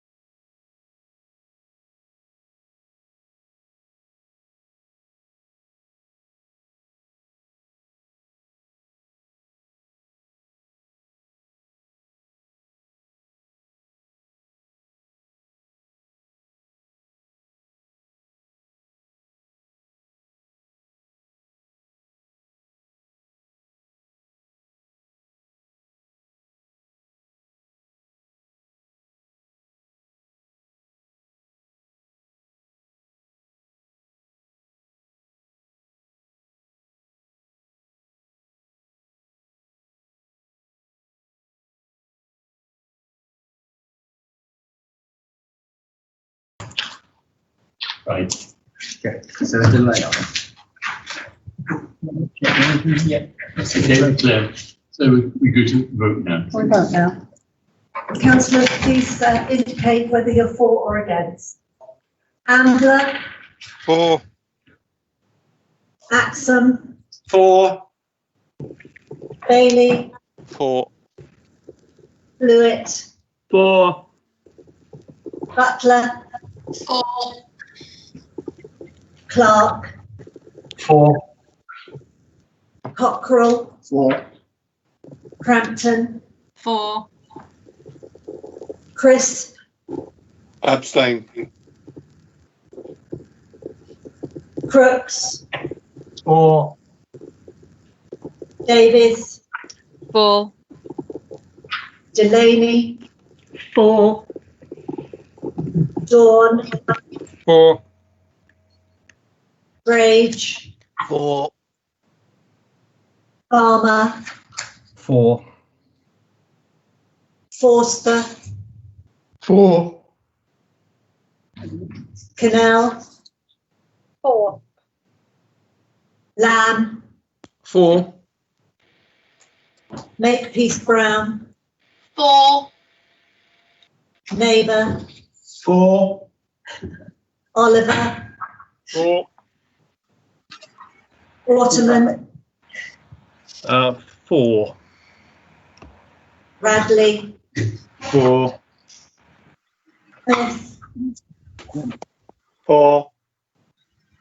Southern, For. Tomlinson, For. Wheel, absolutely for. Wildsmith, For. Warlock, For. Kennett. For. Right. I think we can say that one. Yes. In favour. Well, that motion is carried. Thank you very much indeed. The next meeting of the council is the 24th of September. I would thank you all for your very good comments and questions during the evening. I hope you feel it's been worthwhile. Oh, absolutely. Even hours late.